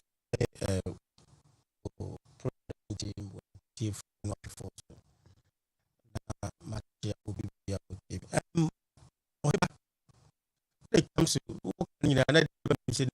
what did you say? When you study human beings, the most complex element and as a species in the world is human being. So it is a human being who study now wash munioma sebeya BBC a obetimi ahwe kwan obetimi amanager here mfa chaskele na ye so and I quite remember when you see there China no we saw Ghana medical I think the dental they have some omoko rounds into omoko rounds maybe a Ghana for school then they will come and find out what they are actually doing sebeya omu issue certificate ni efi ho mawa edemawa nti Ghana a medical association omu was a list na universities bia provide medical education no ema Ghanaian students no omu accredit omu periodically and the school bia na obekọ a uba Ghana Medical Association Dental Association beji watum they have universities are whether some go into because Ghana also was standard for our medical education and you won't say kusua de baby now ba does it fit into our standard inti Ghana Medical and Dental Association drain 100% because when it comes to human body you're online and no matter what the completion of we say free say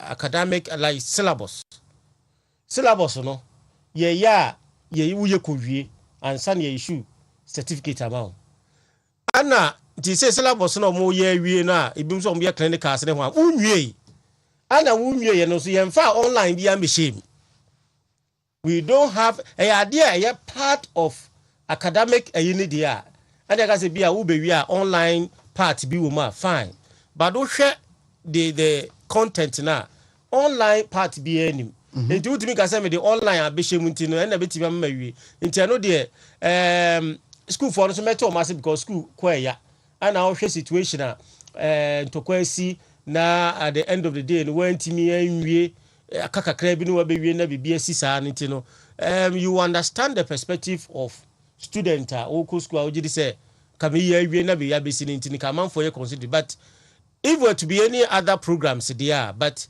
when it comes to human part and a human body yesterday there I don't think if the online element na na so mo de be shema me so me ko ba bi na me online I want to be kan me say also wonye enti this situation no I was say standard no you maintaining standard no to make sure enti aka kakra na obewie no school bi a Ghana Medical and Dental Association accredited no ubetimi akọ no akoto so and they say be 3 months na ka we near say about 6 months. The most important is that obeya on bejatum.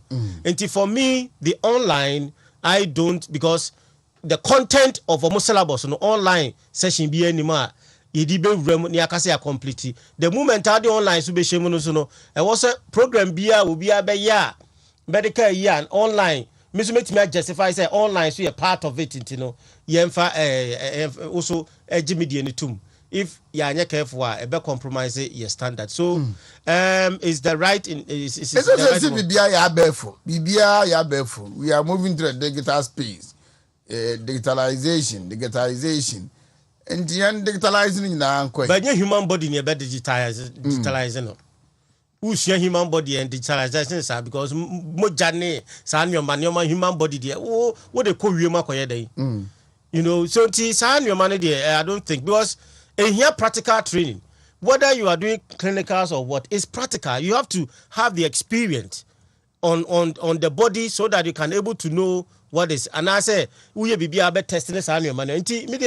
Human body part there, I don't think say online or no a bit me. Where it's not about say me yare na me koja ayahwewo ebia miko hu akomse bia oh doctor me yare ono wo because of what she we no ono betimi anya software now cry no ye wo online doctors we wie no we wie o enya fe na wo be wie a ye be the certificate ni be ba na be ka say wo de education ni be online after completion ye issue certificate na ma no and also ye wo online medical use wo ho a wo yare a wo betimi ne yina ye a wo be ye nneoma bi na ono chat na ono edi nkomo even operations cry surgery cry people do it online mostly when it comes to complex be South America and be US normal yes no this one is after completion not you want to complete when we na your practicals na we no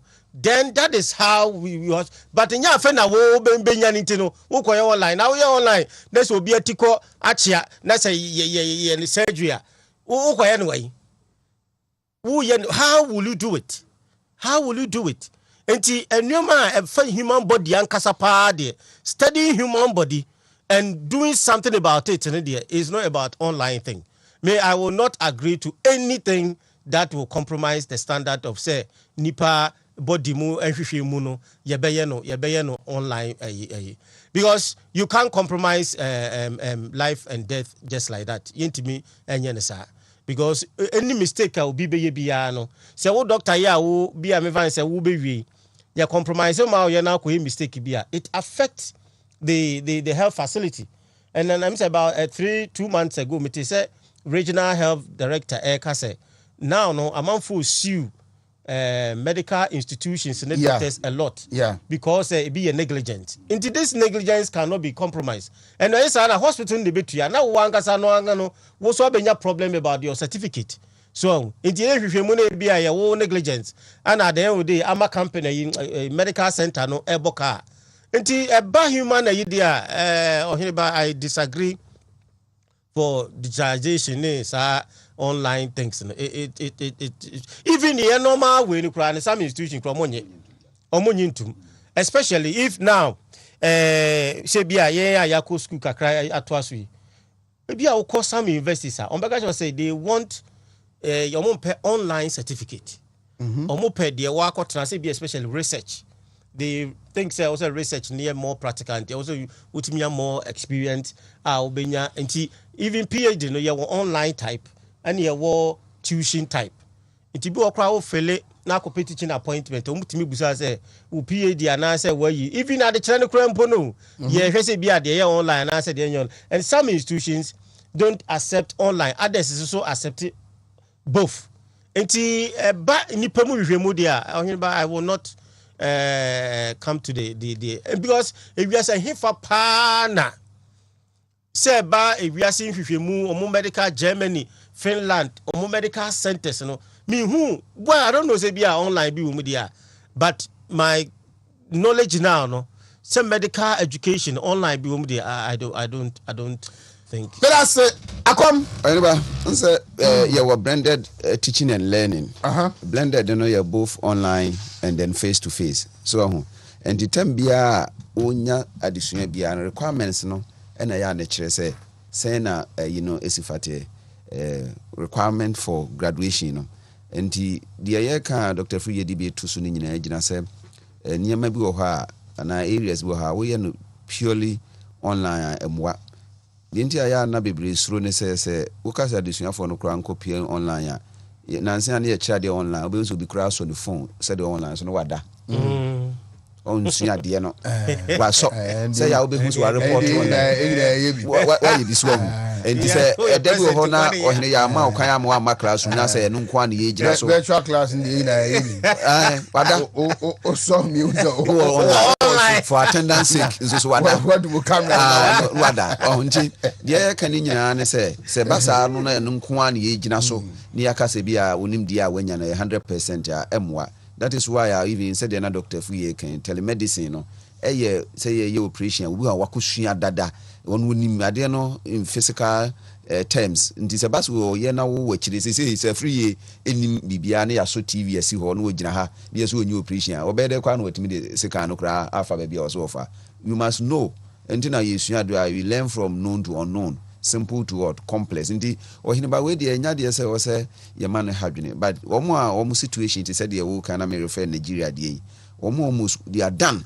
we are ka be ne mamie no bi wa wie ni ade bi kra ne thesis no wo ho no omo sa no de omo de ne different but say wo awura mu afi kra ne start e bi a credit hours dodo a o say won saka part ya o say ye practicals won sua ye akotena dem anyway I think it is dangerous and as a profession in terms of health the yenisa emwa even said the year can offer nanse gtech in shisha ya omo deba that is why even with the certificate no free baby by this omo evaluate emi hu sampa program no akoye ye no we ye ne kwan be so say we the frabrichiri kraba whether you did it face to face they need to check the background of the university ndinye kwa kwaze wakotena baby say we ko university ndi yenye wontum it is very important say we ba you be take we seriously yema ebia omo kasa say bia nkwala no anasa desuafo no ebren bebre hokra Ghana ye ya na ye hom dia on scholarships enti ye ba na say ye do omo akwa omo nya ne ye beboa da chindanze omo betumiri kaso dan obi ba me you the interview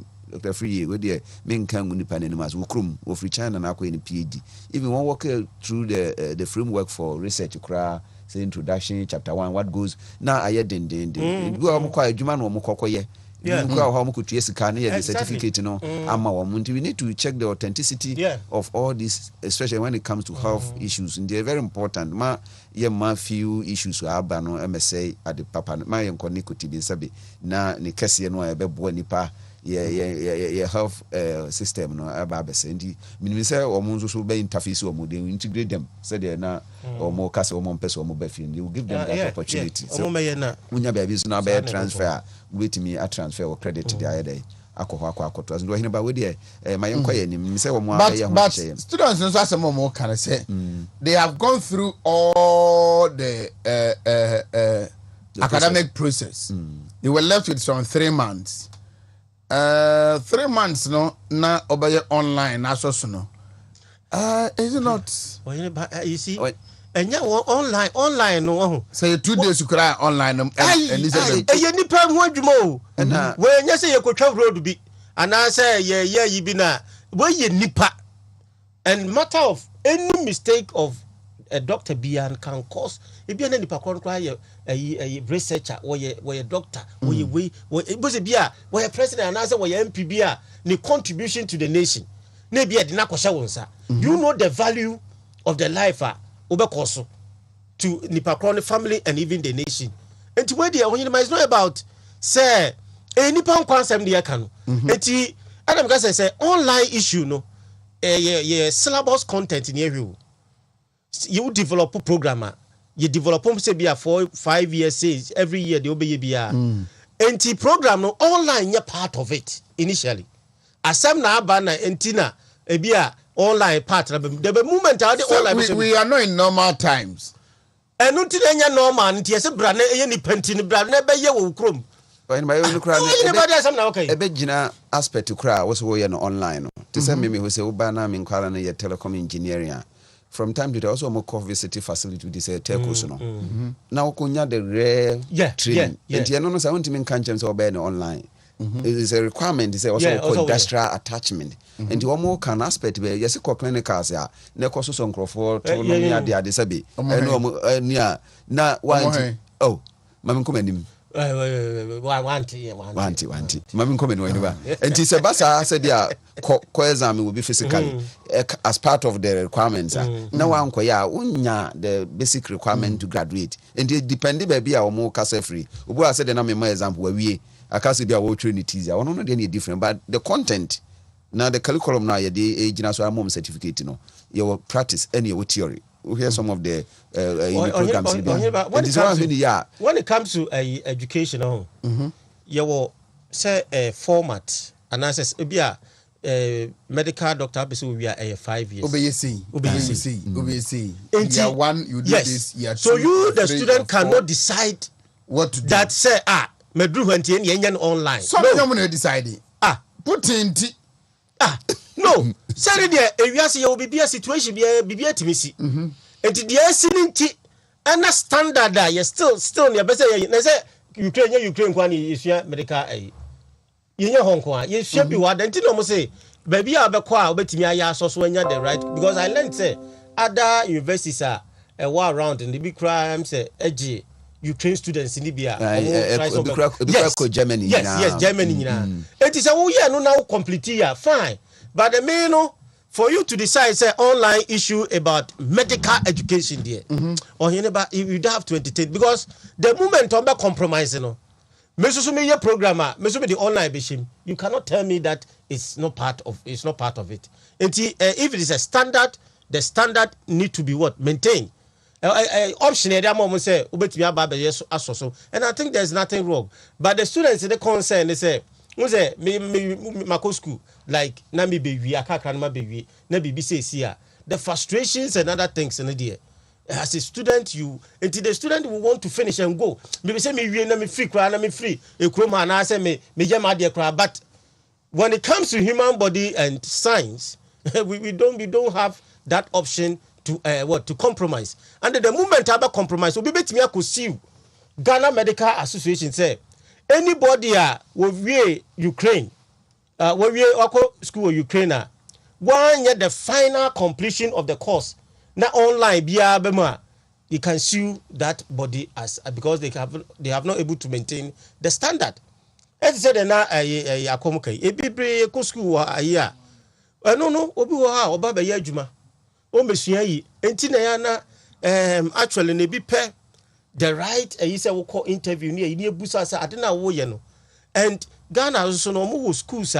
accredited we call programs ba even amongst ourselves obi wo ha wo PhD ozu wo PhD ba be hu say baby a wo call ye na be kire the value of the PhD or and I say qualification or enti ohene ba for this the students concerned there is much welcome but yentimi accept it at the expense of the life of people and there nipa sem there nipa nkwan there yemfa ni agro say argument in the senka we should allow them now yemfa exams no and civil out by exams you cannot solely based on exams to determine will be quality sometimes because we be to grant them with the baba kwatwa that doesn't mean say ebia wonimade enti ebi say momomra because they are coming to write their professional exams and what have you meanwhile no so obi ba na bi ate say the na make exams he went through the training for the number of years but he still failed the exams it means that he am for exams now one with the other nka ontimi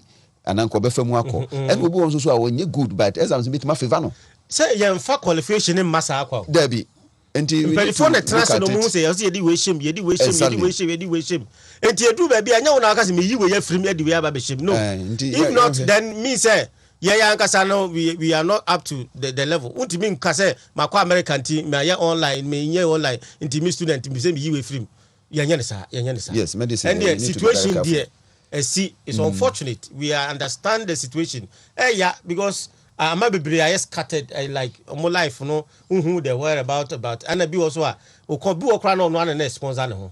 Yeah. In that case, in the stay, and in the time I money. Yes, it becomes very, very serious. And I understand. I feel the concern of you being a student. I will be na baby because me can say na baby we be ya say COVID year na what time na na me nwane na me dwane ye ti me dwane ye na ma betra ha na me ye no e kire no mo say David masa sa brother na be ye all because you have to come for defense and other things and this is how enyoma konti ohine ba COVID na do ba ha hwe me dimirika asakwa na yebesi wo Ghana hwe ho tuba na COVID me yan quarantine say me nya bi so da 15 minutes after now, young Queen, IMF team no got in town yesterday.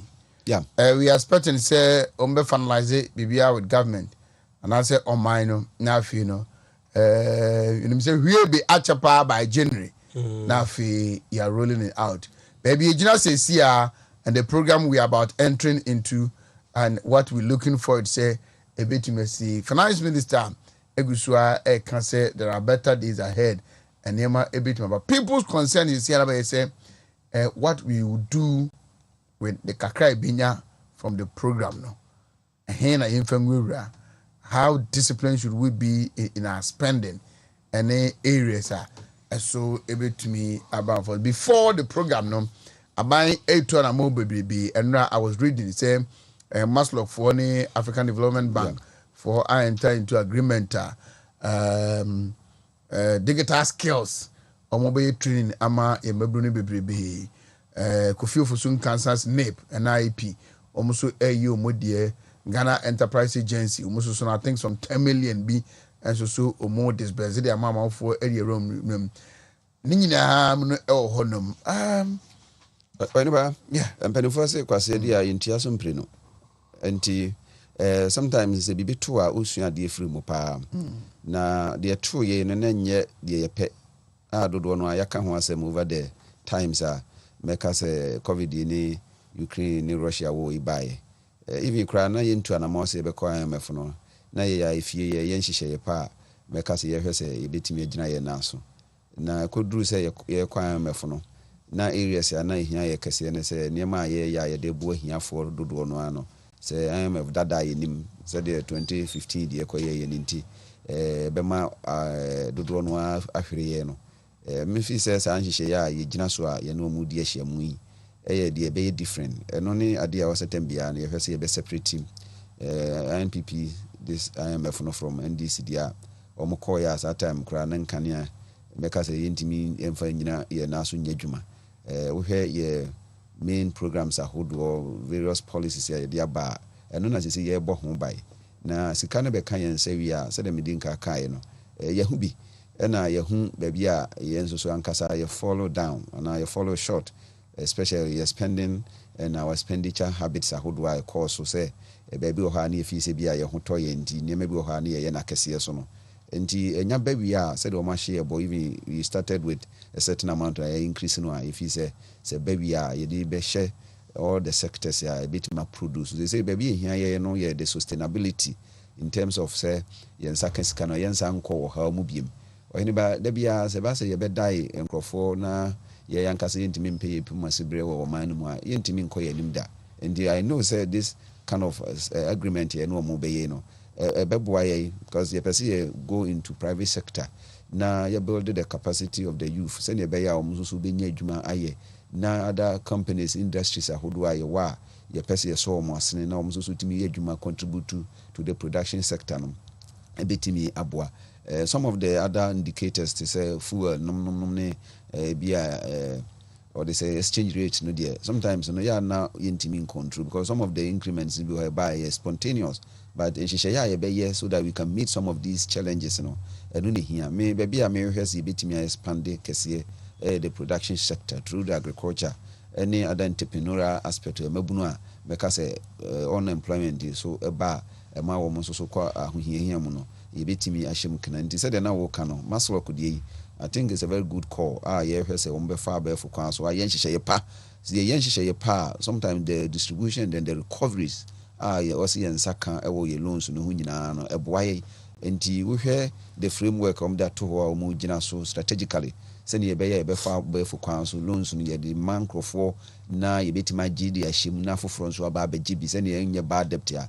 ni nyina be boaye sometimes ye compete card to some areas ya ubehwe na afei yentimi nsa enye mekai there was a certain project no friends youth in driving, is that correct? Yeah. Ni nyina ne ba no it was not sustainable nti say no hihye bia be from all angles no especially in the sectors no or see hu see benya recoveries ye benya output a betima boa masika no a ye de ko hye mu no yensa aka ni enya economic and prudent spending ye be ya emphasis ka bi be ko waste. So that was why I was making reference there by now here's abandoned the scene and so say or cut down some of the ministries no more expenditures near maybe any yet is a coupon no ne e bia travels ahodo aye conferences ahodo ani organize and we nyina no cry didn't cash as ya e bru yesu that then the bar that at our back no you betime gina so na sika no ye dia hyehye ba bia e dimfa so obeba sometimes no hwe loans ahodo aye kwagia na no na me kan Saturday na me say ofa the first 20 countries ya even kra no more highly loans and as highly indebted countries Ghana yenka ho but the difference is kwaji say sika no as how the returns eba eno na ama da bia na se kwaji sika no na ye ba na sometimes they be share physical infrastructure na sa physical infrastructures no so physical ma na ye se da bia sika no because sika kwaji ohene ba na de be yi kwan a kwan no se one fat too good and so wontumi enye sika no back and sometimes we need to invest in the investment sectors na say sika e benya no yetimi de bia yi akwan yetimi de bia co services because services are one wo de bibia ko hwa ma to say be education ye kan ya ye tua ye nuanum free senior high school sika e benya no ene ye de bi ko you need to look at areas here to say agriculture make ho asem ye betima ba na yetimi anya kwanya produce niema na ye de bia ko amansan adwaso akoton we head the value chain of agriculture said ye nyina ye nim na eso ho na nipa bebre betimi afa na aboa wo mu ndi I was happy say as part of the Maslow's arrangement no say ekuafo ne ma wo mu ye bodua ne ade nyina wo beso wo asene but sometimes yetimi di sika ne ko afi ye ko pa kira kwa ne yehu. That is why I support the area ye de abefo kwa no e ba behim we mu nyina ye nhyehyɛ ya de bia ye kasenke ye fa abefo kwa no so ntemu a kani nyina beboa enim say sometimes no kra no ma no omo na okopɛ no ayeso wanti ha say say obegi loans no bi ne de fa abefo kwa no so ayenya Ghana card a o GPS Ghana Post di ewum with number ehyemu bi ye mo card bi kra ye masro card is kind of ATM type was so person who use kakra with ATM a bit more create accessibility districts are able create opportunities among ni nyina no ye bit me aye aspect kese o hen was ya hweka ho ye monitoring says ani mani nya gu akwa mu aye be call ye chi ni akwa hwe say ampa ye de call no is it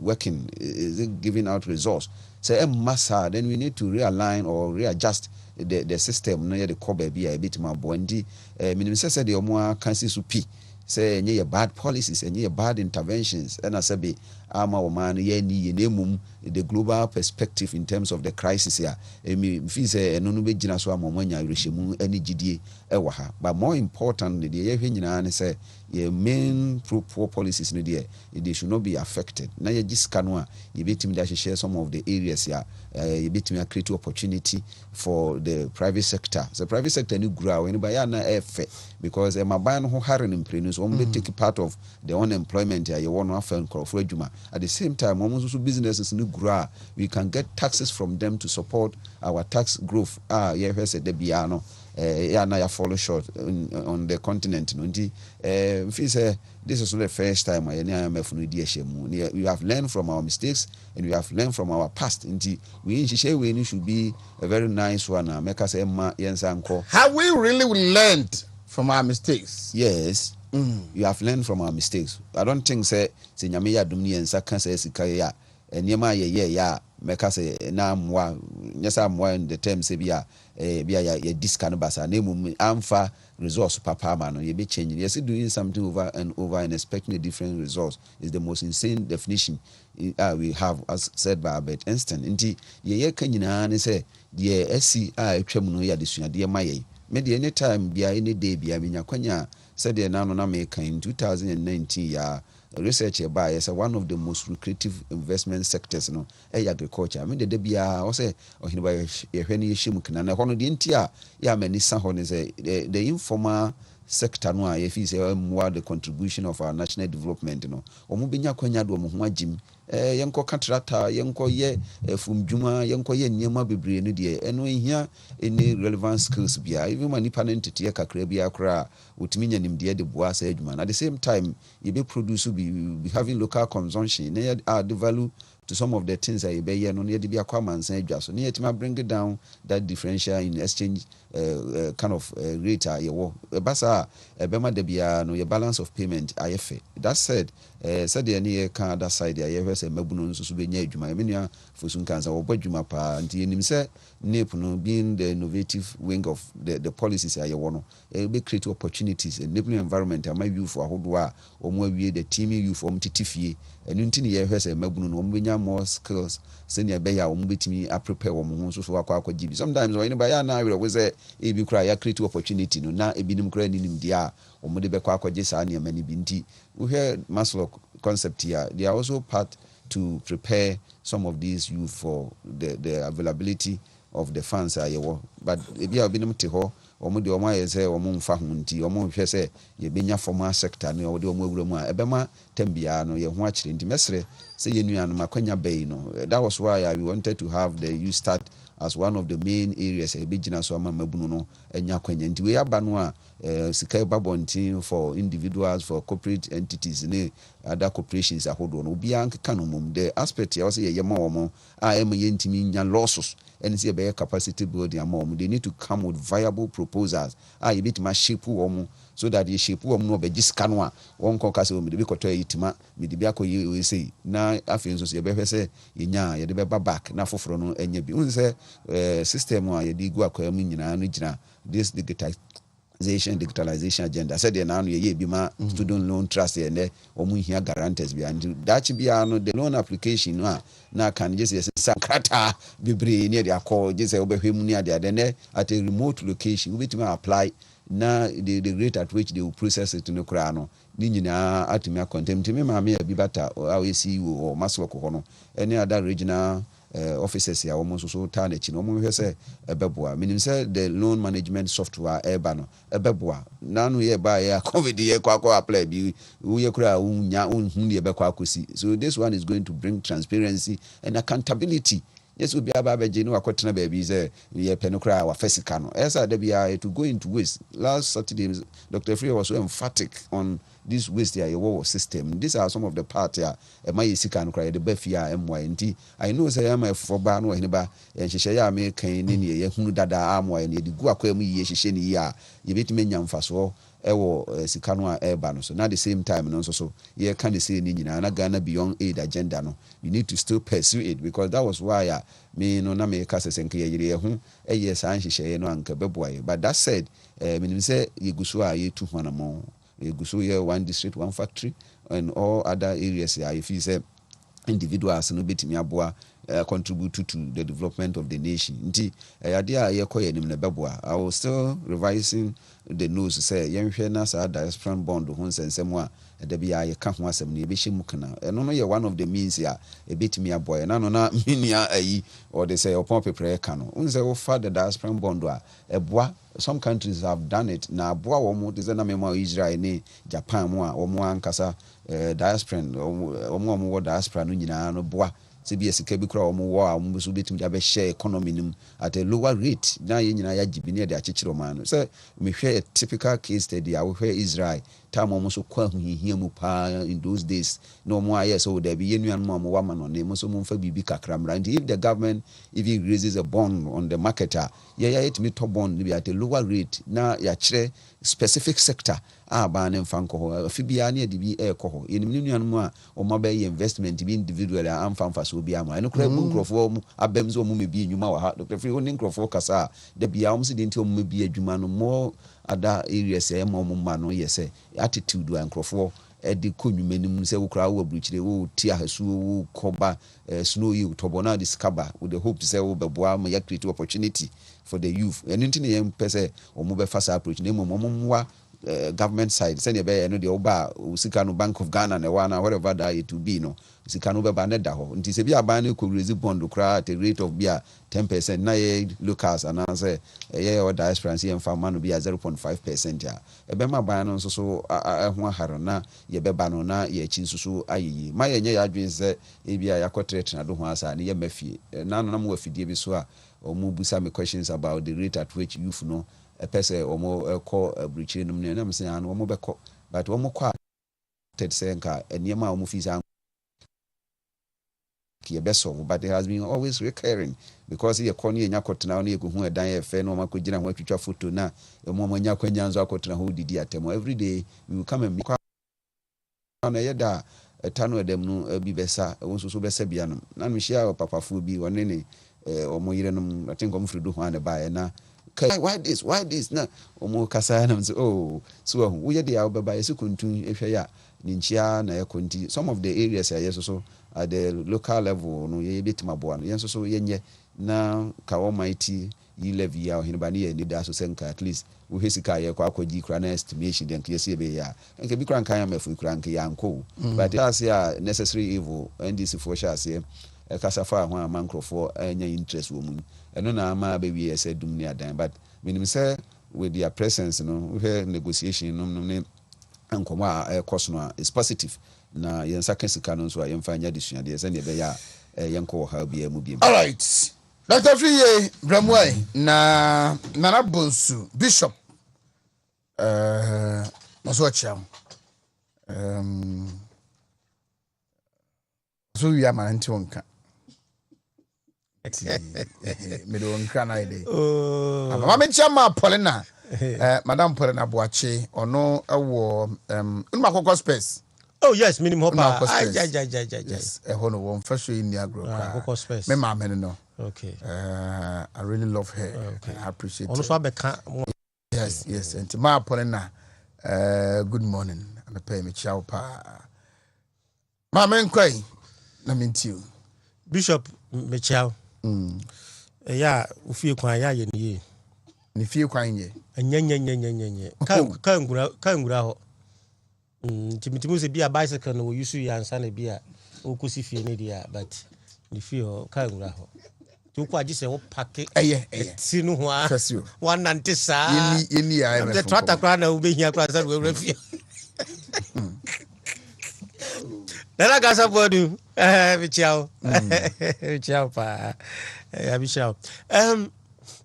This World Bank issue, say is it a national anthem? Yeah. For baby na World Bank na IMF na when you and the DAU, but the simplest issue is say your economic situation. Your situation is your debt abe more na your servicing ya bobo say ya boba e bia wo say tua na yentimi entua because economic activities are wo man no entimi enye because of reason am say ya kan say COVID consequences no any the effect of the Russia war to Ukraine, that is no na ema sa ntiama sise na no ewiase obi e bo ne ho ban America for hwe omkwan ombefa so ombebo am ho UK sise try say so no omo sikasem no e wo form pound wo form inflation 32 years ni like a more economic situation so nti ewiase na will be UK for call IMF for a bailout na enwanwa enyanwanwa. There's nothing wrong when we realize the situation you now we are see a boy and you hear more. So there's nothing wrong. And you can the one want to say obadwe say komodie omo ya advanced country, developed country ya. Komodie komutimi wo reserves ni o bi obetimi abo ho ban. And then the gravity because the gravity of the situation. Say enya ho grosso sa asem na buy no Russia there, you know. I him na be mo say a simple terms. So we need global economy. My challenge has been that Omua, especially some economists, academicians, those who are supposed to know better than maybe I remember yensi awati ebuako on one school. Now they still want to take a position. Be say enyeshi sadness and enyeshi, you know, obi blame on say enuntina ma enyema muaye dia enyero kre. I have been listening to Bright Simmons, Kofi Bento, Juan Dr. Lord, and more. Trying to be say, I said, I buy now the Enya Ukraine Juan Ibia. Oh, Hineba, if we are see a BB, only experience, the way I see Kasani different. And school no so I con ye was school, sir, and was your book, sir. The way are doing it different. Obey me a school, but on practical experience, the way usikasa different.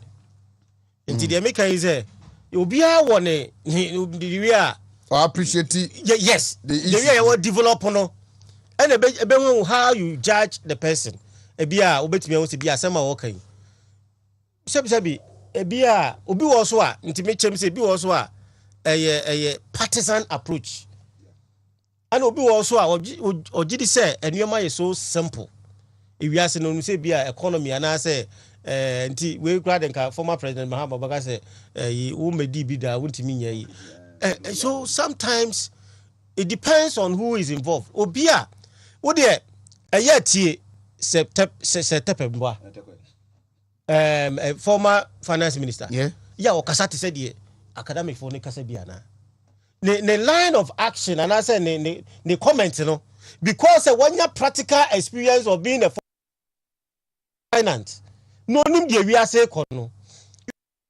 Obetimi akamba to muso ka otimi who say the experience and the book knowledge, you know, is working.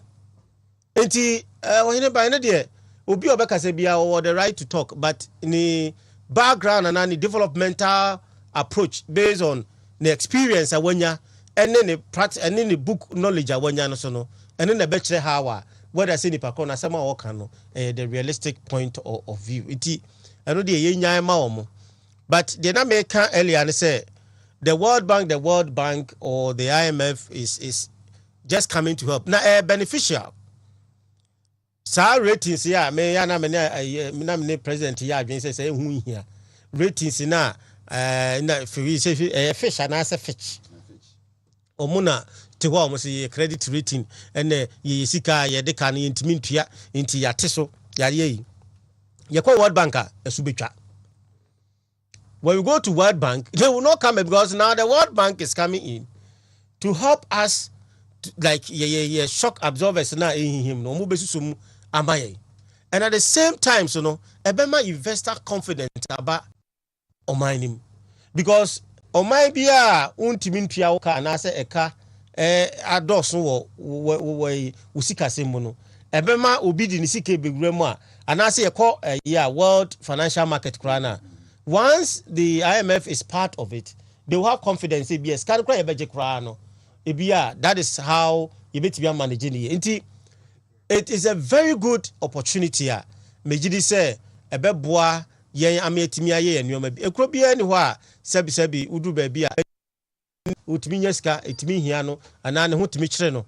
Bibia etimi si. Enti about what IMF issue, there's nothing wrong. We a partisan approach and we cannot blame the opposition party because almost Petumi into Petumia obey you any Ibia Omaka Bia Ukraine Russia way then ye manage ye need fundamentals yintimi and you might be they don't see anything wrong with say COVID anyway no ye manage and you may sebi ubetimi aka say the whole world advanced countries na ye betimi aka almost manage omo ni omo na until the effect of these things no real but we politics partisan we are we dey bia ade enye no ana apese obo ho sebe ya the government of the day will look bad sebe ya obi free ho na on so waba na wutie say ka no dey fine but then akomo kan say one way the other no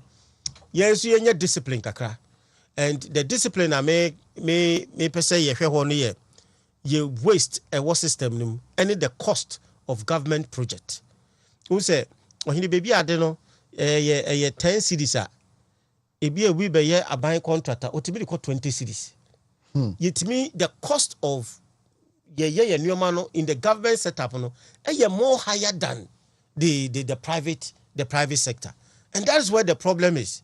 So which means what I say, people take an advantage of it, and I say you way into me and prudent, and I say you can't say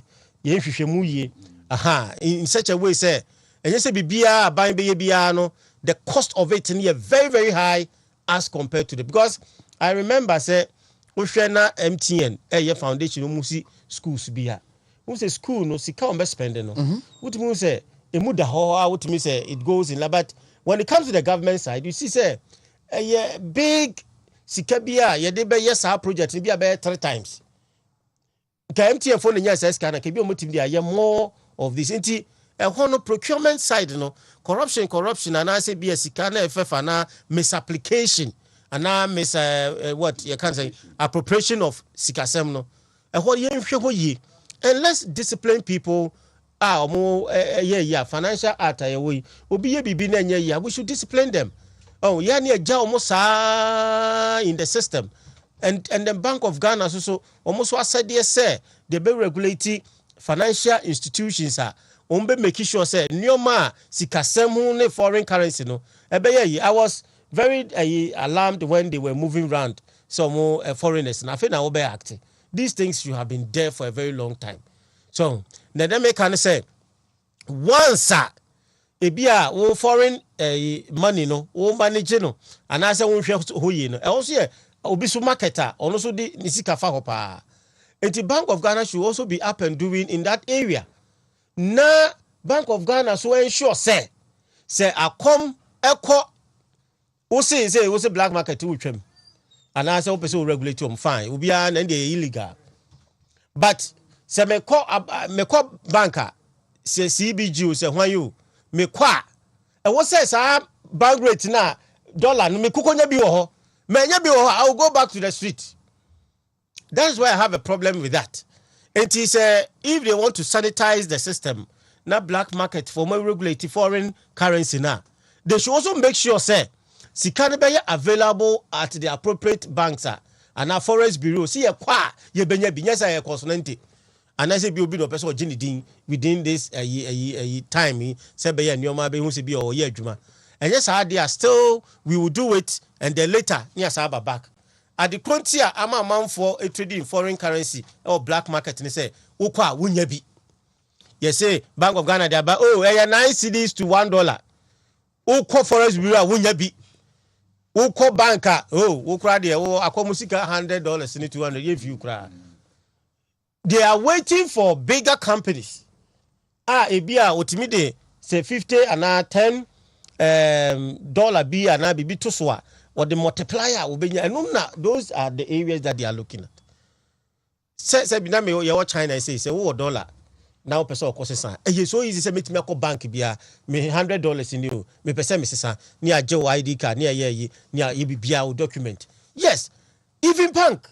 Inti sa we ne there ankoso a handling foreign exchange na be ma yesika sem no aye imbalance ni we no it will still progress and we are enkusiaga. Into hospital no Bank of Ghana so playing the part now are buying so playing the part say debt sustainability your debt and how we are going to manage it and then the World Bank for a critical area because debt inti yentimi service ana ama ye ko World Bank inti say Canada so inti say kwan be so ana ye fa so a ye betimi manage your debt and that's what the World Bank want to know. Until if they want to know, if I learn say domestic bonds and they want to break, or very cautious in managing sebeya enkofa any dissatisfaction be my investors because if be a top bonds, they be a also me repua Who also be an make as I say bia and this year won't farm maybe a 2 years time more than but with an additional interest of this or that. But to me can't say Missika and Mensenka, but me over the next year met 0.1. 1 year it will also have an effect on investors. Into debt financing idea are buying Edin Shishaye Beto. I'm who say quite base to say any say. I want a bank of becoming in a bit debt finances, most of them will go there and also ensure say Ubia financial institution be also especially more part about the foreign exchange now and my prices of foreign goods, air cost no. Immediately say within the shortest time, I think say early next year the economic and necessity anyway no be perform very well. Ghanaman capsules made from aphrodisiac herbs. So for bigger, stronger, harder, longer erection and good blood circulation, what the Ghanaman capsules. At free, I recommend this for you. Now, and you may be on 7 p.m. Open two capsules daily at 7 p.m. I know Ghanaman capsule. Massa, oya bema na wo mrea. Pepacho, what the Ghanaman capsules. Also, bark on homa unya discount. Na dia bema obana ma discount. And say, idwe nyumira ubi chwa hunyi ya. Na je say uba koma wanya discount. Na ubetume chwa hunyi so unya Ghanaman capsules. It is made from herbs. Me say enyuma non so bia mienu 2 capsules at 7 p.m. And watch prostate enlargement, Johnson tentem, Johnson awobra wote ya wom, sabi some discharges krana. Prostate capsules no ye diaba. Na unya prostate capsules ni bia, na just a wo de ho, eno de da bia da wo ba nom baako. So o de prevent o bladder no, so ebia unya prostate time. Take 1 capsule daily. Nemom so when you really be dada and a person to treat it there, ube take 2 daily. 1 capsule 2 times and a pa any enumere and no a prostate joy capsules. Me say prostate related problems you know no draw back coupe and Ghana bam no and so ewo honum na Ghana bam no madam fu bi kwakubu ate mafu di bi kwasrai no buza me say me won kofo number me mfa mbom no muso masembi na Anoshi papa nemom a boy jumaso papa and body pains, waist pain, knee pains, about your ubetima heli and answer ubetim de punu na bibia I fine at the amount we are both feeling refreshed not what yes from a quack juma but you're not talking a PFA pharmacy Tafo New Road Junction one more and a Ubehum PFA pharmacy na no and 170 Ghanaman capsules. Yes, Dr. Free Yadrunum, prostate capsules, and I feel Ghana bam, and also so elwa, unya bia a bit to me a boa pam. Akom for said Druinan will quay, you know, the go be maybe Ghana bam, the boy tomorrow, by a small when you bema men coho. Aye, I know she papa. Bema se bema. Our Betty so. Bema se bema. Betty so. Enya betri. Akome nyene sorry. We ba mamincha elde no kwaje ni mbwati. Cheche ni ba kopa. Akosumwa watano dumase matedis GHS wo kofie. TSD force on person mission in Munyama Nyamepa on the 2nd October e baso tano dumase. My church from the ya me formu ni agro fi se o maboa ye pa wo hwe bia na e free. Papa wonde wasa yi mikromuni nti wabɔ adwuma ma me pa me danase ti wo be kofi ye be ka se nyame ma na nkwane ahoden wani ba ye wa rehemu nti de Ghana for enya botre ma MPP aban na nhyehyɛ no a ye di go akwanum no bi ye short term bi ye medium term ne bi ye long term minim sɛ enu afidase sabre ne ne ma apagya omo abamumu said there be a president na nkasa his excellence na Nana Danko Akufo-Addo kan se nipa be wudi ene economy ne nse sabe ya gini panesi ho ene ye economy na duru nti o monte ase sa time no na ye gini pankwa no economy na etia pansam ewo wi ase gina sabe ya ye wie nipa ho adwuma ye nyankwan said there be a metaka said the first wealth in the world is health ye nyankwan die the aka no ye expectation management say yebehwe say bibia yebenya botre nti ebeye yie na yebesre party for nso so say omo sing the same song with the NDC the hotel the usua wasa asa obechi ade power ni ba enti nsem omo beka bia Koyando se MPP ntumi anya NDC de bobu ezale minimini ayando ya nti yasoa nsuo ni yasoa nsa odo ya be share challenges bebre so would we need san enema MPP baba mu aye ya bebre o fa maso ku ya se 2000 e de baye na mama mpani dada akofo so nti uhwe niema meka se yedidi hu no adodo no MPP na ya na de ba nti yegusu aye se yebetimi create all the opportunities especially menu anu mo ye mabuno mo abamu omo nka omo hu mum na omo mfa policies are viable nkoche menu of osun cancer nepo ho no ombenya akwanya ofosun cancer cancer any mia bibra ye create opportunity ama mabuno no private sector no so yade a se dem din ka kan ne hu hia e pa nti wayne ba adafie ye be chia yankwa na me antec for medin ko antec for beba and nati advert ya wuye adafie de say ai krizosumunti no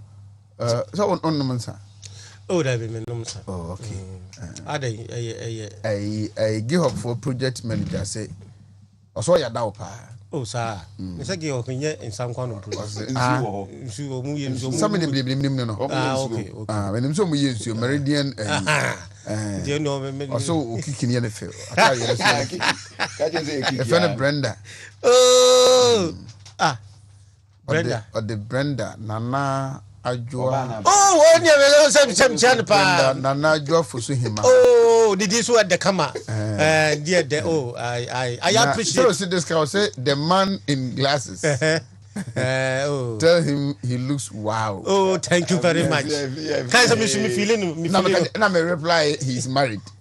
Oh. Now why married in the say but I don't know. Who also available source. Who now be say me available and I say me available. You don't we PR mama we read you so me so only say me here they are with oh brother we ciao pa we ciao